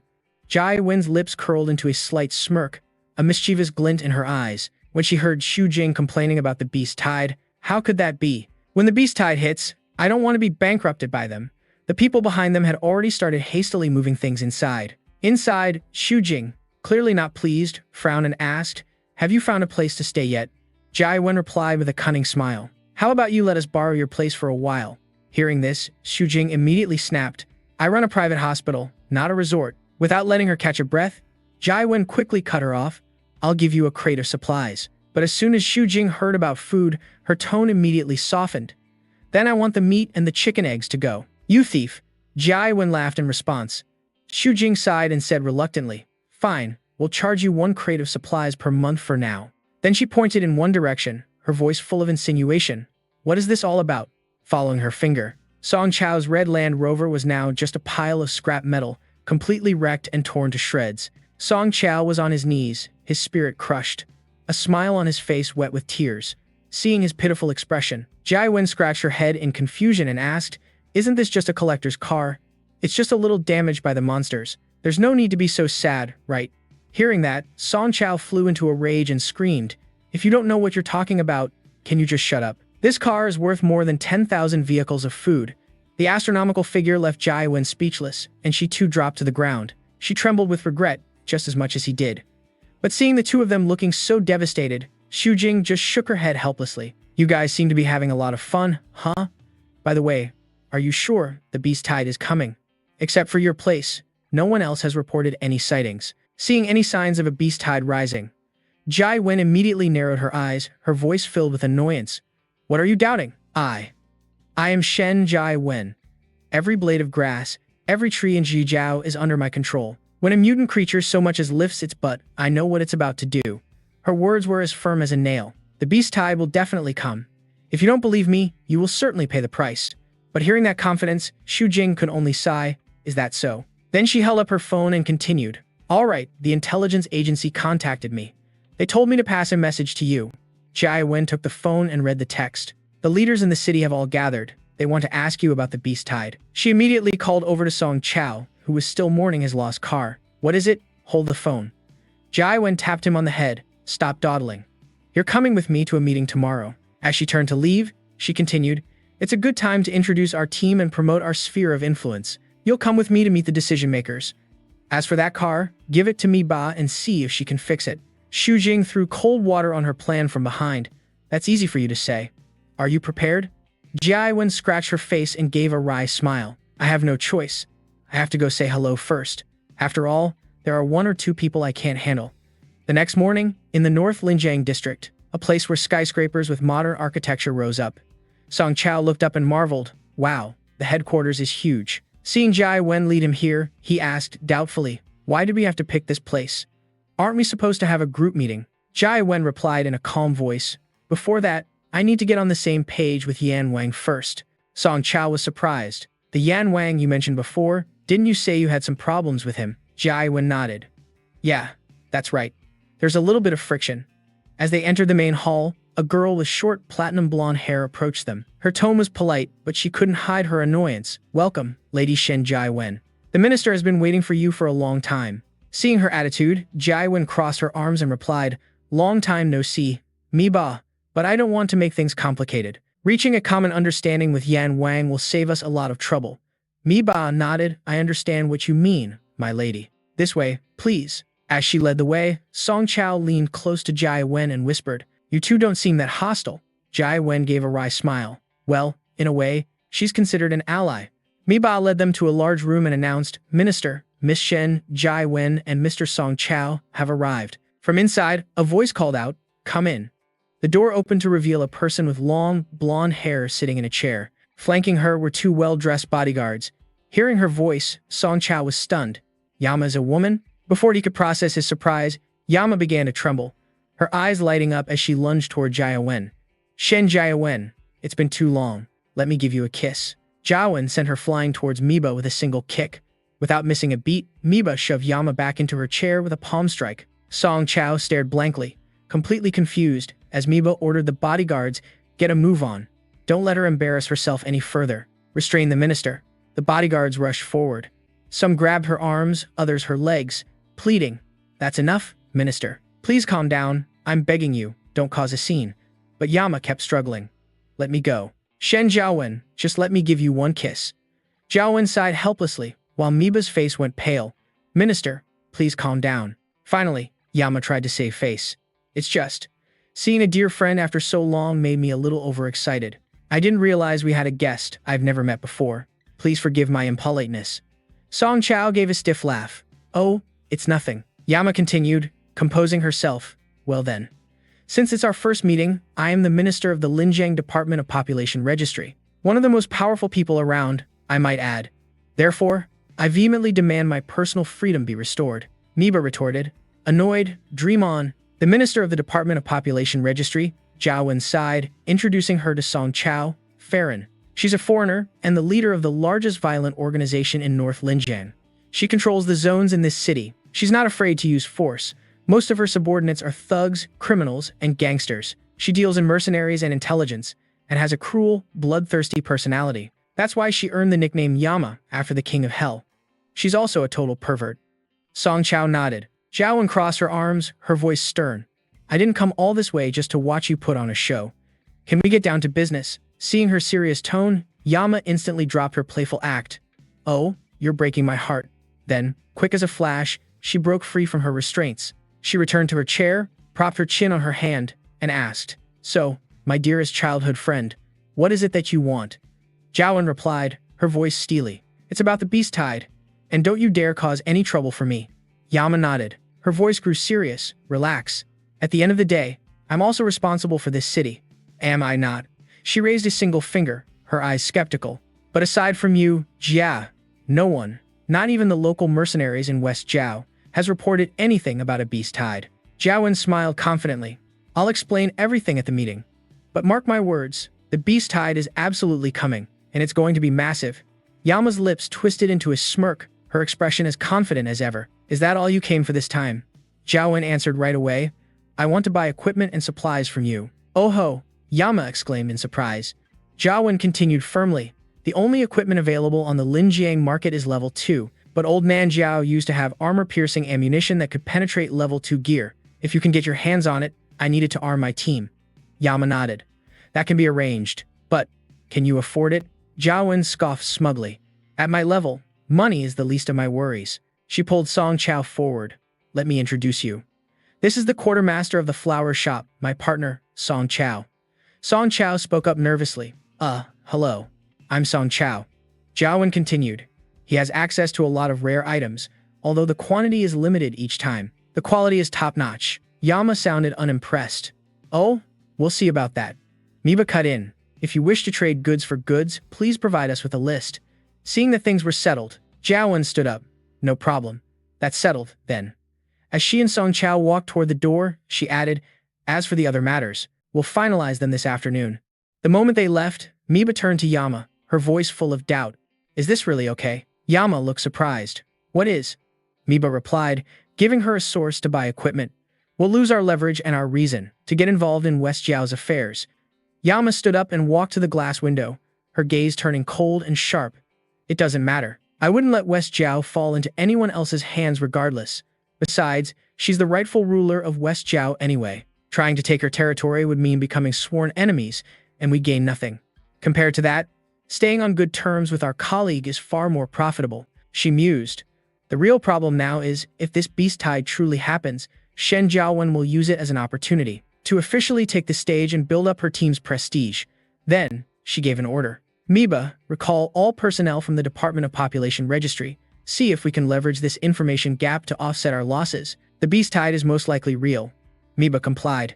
Yes, ma'am. She watched as the figures of Jiawen and Song Chao faded into the distance. Yama sighed. What a headache. She comes here, calls in an old favor to get a new supply channel. She never misses an opportunity, right from the very start. Shen Jiawen. 4:30 p.m. In the virtual meeting room of the Linjiang Central District, the figures of the leaders materialized as three-dimensional projections, and one of them spoke up. All right, let's reach a consensus on this beast tide incident. Yama. Farron, the minister of the Population Survey Department, spoke up. Let's vote on whether or not we believe Shen Jiawen. The Baldy, head of the Linjiang Security Group, nicknamed the General, said, I understand you want to support little Shen, but right now, there are no signs of a beast tide on the perimeter. A man in a hood and high-tech glasses, the head of a private intelligence firm nicknamed Fatty, added, That's right. We haven't received, so a few small-scale beast tides might appear in the West District, but it's not worth making such a big deal, is it? Jiawen replied, her voice firm. Believe me or not, that's up to you. I'm telling you now, the scale of this beast tide will likely be far greater than you imagine. And I didn't come to Linjiang to beg you to believe me. I only came to get my equipment and organize our defenses, Fatty grumbled. Still, as disrespectful as ever, Yama, with his usual lecherous grin, said, Well, I've decided to believe her. Jiawen scowled and snapped. Everyone knows exactly what your tastes are. Could you please shut your mouth? In principle, I understand why you're all skeptical of my intel. After all, my organization is on another level, but I'm not targeting anyone in Linjiang. When it comes to understanding the behavior of mutated creatures, no one is better than me. She shot a challenging look at Fatty. Fatty, want to make a bet with me? If I lose, you can take my hand blade, and you'll get unconditional access to my entire intelligence network. If I win, you hand over the location of your real body. Fatty looked uncomfortable. Stop messing around, you psycho. To make a bet like that, you must be incredibly confident. Jiawen was unfazed. Of course. I may be greedy, cold-blooded, selfish, and materialistic, but I do not lie when it comes to the safety of Linjiang. Out of respect for our past acquaintance, I hope you'll trust an expert's warning. If you choose not to, that's fine too, but you'll have to bear the consequences yourselves. Fatty remained adamant. Sorry, but I still don't believe this large-scale beast tide you're talking about will actually appear. I trust big data and intelligence analysis more than your personal intuition. The Baldy nodded in agreement. Right now, the only unusual activity is in the West District. Even if a beast tide occurs, it won't threaten Linjiang. Stop trying to scare us. We support you taking charge of the West District, but don't use some flimsy excuse to mobilize all of Linjiang. Just to clean up the mess in your West District? Hearing the group's murmurs, Jiawen sighed. A flash of anger appeared in her eyes. Hey, Fatty, am I to understand that you're insulting me? Seeing her fierce attitude, Fatty broke into a sweat and quickly replied, No, of course not. Not wanting to argue anymore, Jiawen sighed again. Forget it. For a data purist like you, the current evidence is indeed unconvincing. Turning to Yama, she continued, Well, that's all I have to say for today. From now on, my subordinate, Song Chao, will handle the supply trade with me Ba. I'll see you all in a few days. Before Yama could even react, Jiawen had already left the meeting room. Fatty was confused. What did she mean by see you in a few days? The Baldy answered. It seems she's not only confident in her judgment, but also furious. Fatty said indignantly. Even if she wants to monopolize the West District, there's no need to stir up trouble like this. I was just speaking the truth. Are you all really okay with this? The Baldy said nonchalantly. Whether we like it or not, the fact is that developing the West District is too difficult, and we can't do it without her. Yama sighed. Exactly. I don't want to waste my efforts on the West District. It's much easier to just cooperate with her. We might as well use that energy to build up the old South District. Fatty frowned. We're supposed to be talking about the Beast Tide. Don't get sidetracked. She clearly wants to use this supposed crisis to mobilize all of Linjiang, and then get us to deal with the Beast Tide in her West District. Yama nodded. Is that it? That woman never does anything unless there's something in it for her. If she thinks she's losing out on even a small profit, I doubt this is the full extent of her plan. Meanwhile, Jiawen left the meeting room and stretched, composing herself. Jia Mei walked in and said, Sister Jiawen. Looking at the younger woman, Jiawen asked immediately, Oh, you have news? Jia Mei nodded. Yes. Nearly 60% of the West District's 5th team has pledged their support to us. Hearing this, Jiawen was secretly pleased. Excellent. Jia Mei continued. The people in Linjiang really don't know much about mutated creatures, do they? They're like that brainless mob from the old South District. Jiawen slapped the report and smirked. Those few small beast tides in the past must have given them the illusion that this is no big deal. Just you watch. Meanwhile, at Xu Jing's private hospital, Song Chao was in the communications room taking inventory. Batteries, power supplements, military-grade nutrient fluid, and cheap kinetic rounds. Guns and ammo. This is everything we have available to trade. Miba replied via a 3-dimensional projection. All right, we'll use this list to prepare for the exchange. Song Chao asked, No heavy weapons? Forget it, there's no other way. He stood up and held out his hand. Well then, here's to a pleasant partnership. Miba stared blankly at the outstretched hand, which startled Song Chao. Ahaha, sorry, I forgot you were a projection. Miba smiled lightly. It's all right. We'll bring the goods to the flower shop for the exchange tomorrow morning. Her projection disappeared, and Song Chao thought happily. The deal went smoothly. Even though it took some effort and concessions, everything was completed successfully. Luo Jin and Sky Shaker walked in and asked, So, is it done, Boss Song? It seems like we took a bit of a loss. Song Chao replied, It's fine. The urgent matter is more important. To me, this food isn't something particularly precious. Sky Shaker was exasperated. Are those the words of a human being? Luo Jin laughed loudly. Our quartermaster really is trustworthy. Song Chao looked at him, his mind reeling. Modern citizens don't have the same killing skills as you guys. Jiawen walked in and saw the group chatting lively. She raised her voice and asked, What are you all discussing? If there's something fun, let me in on it. Sky Shaker raised his hand and laughed loudly. Boss Song's trade just now was a loss. Jiawen was startled and turned to Song Chao. What? Didn't I give you the price list for this area before? Song Chao shrugged. I was just looking at the current situation. Giving a little on the price ensures the supplies get to where they need to be faster.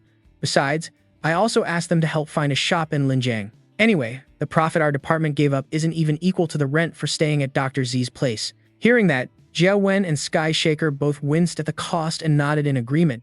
Yeah, that's true. Jia Wen was briefly flustered, but then composed herself. All right, fine. If you put it that way, it's better not to nitpick. Suddenly, remembering something, she turned to Song Chao. Oh right, do we have any surplus food and ammunition? Song Chao replied. If the food from Bu Pu Zai arrives tomorrow, it should be enough. Why? Jia Wen smiled lightly. We have guests coming tomorrow. Prepare 4 portions of nutrient solution from me, guests. Song Chao was surprised. Jia Wen nodded. Yes. I found some helpers. As she spoke, images of the 4 helpers she invited appeared in Song Chao's mind.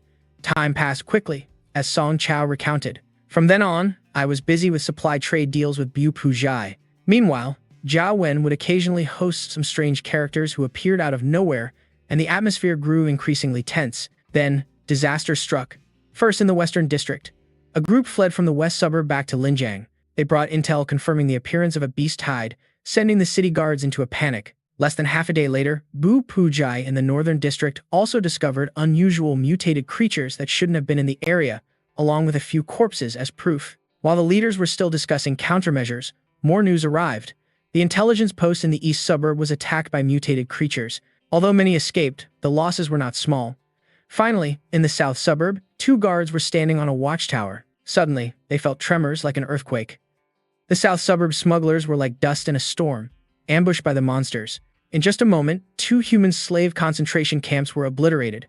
The south suburb quickly fell to the swarming monsters. A panicked soldier screamed, "Ah!"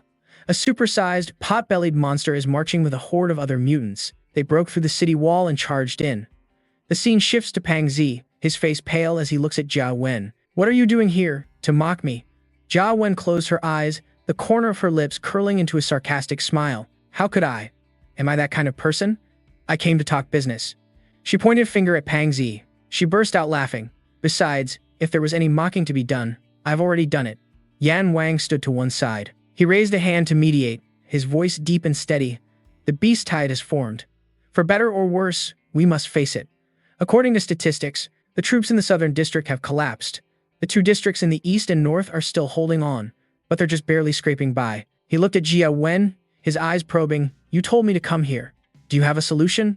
Jia Wen answered without a moment's hesitation. "Right now, the problem isn't a lack of strength, but that our firepower is too spread out. The efficiency of our attacks isn't high enough to wipe out the beast tide. Therefore, I have a proposal." Yan Wang and Pang Zi tilted their heads, their eyes filled with suspicion. A proposal? As night fell, mixed with the color of blood, the horde of mutants poured relentlessly into the city. In just one day, the death toll had risen to the thousands. Pang Zi, stunned by the horrifying scene, whispered, "How did it come to this?" He was frozen in place by the ferocious roars of the monsters, especially the giant, pot-bellied mutant that wasn't wearing any pants. It led the horde of monsters forward. Not far away, Luo Jin held a pair of binoculars, observing the situation. He muttered softly, "All right, time to move." Then, seeing Pang Zi, he shouted, "Boss Ro, does the fatso need some help?" From a tree branch, Luo Jin reported down. The monster group has passed the bait box. Jia Wen, leading the group below, beamed a radiant smile. "Excellent." She waved her hand. With a decisive command, she ordered them to the next location to set the bait. The whole group immediately grabbed their gear and sped off in the direction she pointed. Yue Jin watched in admiration, marveling at Jia Wen's methods, as the hothead nodded in agreement. "That's right." Jia Mei's father, overhearing the discussion, chimed in. "If we didn't have a few tricks up our sleeves, we wouldn't have been able to survive in the West District." Jia Mei explained further, her voice full of confidence. "We use sound waves and special scents to form a pheromone. It affects the mutated creatures.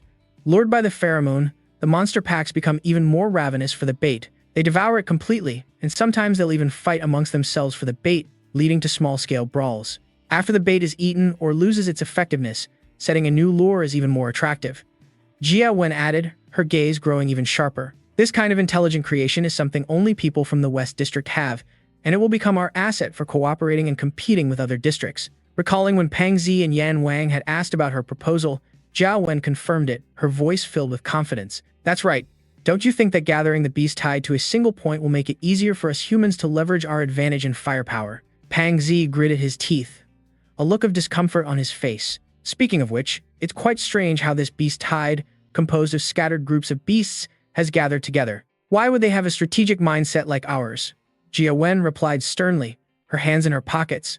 "But if we do nothing, and just let it continue to grow, the South District's defenses alone will become a problem. The South District has always been a disorganized mob, haven't they? Aren't you afraid they'll just drop their defenses in the South District and let the beast tide charge right in?" Hearing these harsh words, Pang Zi hesitated. Yan Wang spoke up after hearing Jia Wen's proposal. "So that's how it is. You're really something else. Even in a situation like this, you're still thinking about suppressing those guys from the General's district." A person walked in from outside. It turned out to be General Wei. Having overheard their conversation, he asked directly, "Are you sure about this?" Seeing him, the group turned in unison to greet him. General Wei continued, his voice challenging. "If you can guarantee that you can lure 80% of the Beast Tide's forces toward the south of Linjiang City, I can act on behalf of the Central District and provide you with the necessary supplies. So, are you confident you can secure this aid?" Jia Wen broke into a smug smile. Her confidence made her bold. "Not a problem." On the battlefield, Jia Wen and Rella were whispering to each other as Jia Wen recalled their earlier conversation. "As long as you can guarantee I have enough raw materials to create the pheromone for the bait, I will guarantee that a large portion of the beast tide will be drawn to the southern suburban area. I will also use my own channels. to gather the scattered 5-man squads from the West District who are out on missions. As long as there are enough 5-man squads operating on the outside, I'm confident I can concentrate the main force of the beast tied together. Moreover, during the luring process, the mutated creatures will also help reduce some of our own equipment attrition. After that, I will regroup with the people from the West District in the suburbs. I'll organize a branch of 5-man squads for the luring operation. As for replenishing food and ammunition, and energy and so on, I'll have to rely on you guys for that. The entire group had assembled, including Jia Wen's team and her friends. Jia Wen stepped forward as their representative, her voice booming. Looks like everyone is more or less here. Thank you all for placing your trust in me, Shen Jia Wen, and for being willing to support me in this battle. A cunning look flashed across her face. My friends from the West District, let's fight this battle using wolf pack tactics. She explained the strategy in a decisive tone. The people from the West District would move in rotation, causing a large portion of the beast tide to be led towards the southern city, Linjiang. Under Shen Jia Wen's command, they constantly move and set up bait, causing the mutated creatures to continuously change direction. If the small squads from the West District discovered the number of beasts wasn't as large as expected, they would finish those monsters off. And when they encountered a particularly powerful individual, another squad would be dispatched to help complete the luring task. But in the eastern region of Linjiang, the pink-haired sniper girl yelled out in astonishment, Hey, are you kidding me? They appeared way too fast. A horde of armor-plated mutants showed up, led by a pig demon as massive as an apartment building. It was called Zhubaji. In the forest, Jia Mei knelt beside Jia Wen. She asked worriedly, Is there a problem with the luring operation? Jia Wen, her eyes glued to the map, glanced at her and replied, Yeah, there's an area that's a bit concerning. She glanced at Jia Mei, pointed to the strategy map, and said bluntly, Up until 2 hours ago, everything was still going according to plan, with most of the beast tide converging on the southern district. But in the west, there are several small beast tides that are converging on the mountain region in an unnatural way. The girl with pink twin tails rushed to report, Sister Shen, the 5-man squad in the mountain area sent a report. Jai Wen turned, her voice urgent. What's the situation? Report. Did they say what happened? The girl replied, They said, Barbarians have appeared. Jia Wen was stunned, her eyes filled with panic. What? Is that true? The others on the side asked again in shock. Barbarians? A short old man spoke up, his voice slow. You people from inside the city probably wouldn't know, but this is basically our own term for them. He began to explain, You know the executioner ghoul, right? It's similar to that tier of mutated creature. When they have even greater strength and organizational abilities, and even gain skills and intelligence, they're called barbarians. What's more, barbarians will usually gather and organize mutated creatures. They build their tribes, and can even evolve some of these monsters into their own elite guards. In other words, fighting the barbarians means you're up against an entire reinforced army of mutated creatures. You can't even compare them to that mindless horde of beasts. Hearing how dangerous it was, Rascal and Rella began to tremble with fear. The girl looked up at Jia Wen. What do we do, General? Jia Wen's expression darkened and her voice dropped low. Everyone listened to you this time. That's why we didn't go into the city. The responsibility falls on me. She closed her eyes and sighed. What other choice is there? We have to go deal with it ourselves. But on the cliff, just as the sniper girl sat up, a hand clamped down on her shoulder. She jumped in surprise. Jiao Wen leaned in close, asking urgently, What's the situation right now? The girl shot Jia Wen an annoyed look and snapped, Could you not sneak up on people like that? Jia Wen just laughed. Sorry. All right, where are the barbarians? The girl pointed, her voice urgent. Damn it, follow me. After a walk of about 2 kilometers, they arrived. Yue Jin and Rascal were stunned when they saw the barbarians. Yue Jin gasped. Whoa, Rascal muttered. So that's a barbarian. Suddenly, Zhu Baiji let out a roar that startled everyone. Jia Wen turned to the girl beside her. How many people do we have? The girl answered. Including your 3 squads from Team 5, we have 50 people at the most. Jia Wen's face darkened. She nodded. Perfect. The girl looked at her doubtfully and asked, What are you planning? Jia Wen replied, her voice firm. If we don't deal with the barbarian and its elite guards right here, the firepower from the eastern sector will never be able to link up with the main battlefield. We'll strike first. Do whatever it takes to thin out their elite forces as quickly as possible, but if a horde like that shows up, we run immediately. The whole group sat on the cliff, staring at the towering Zhu Baji. Every single one of them was filled with dread.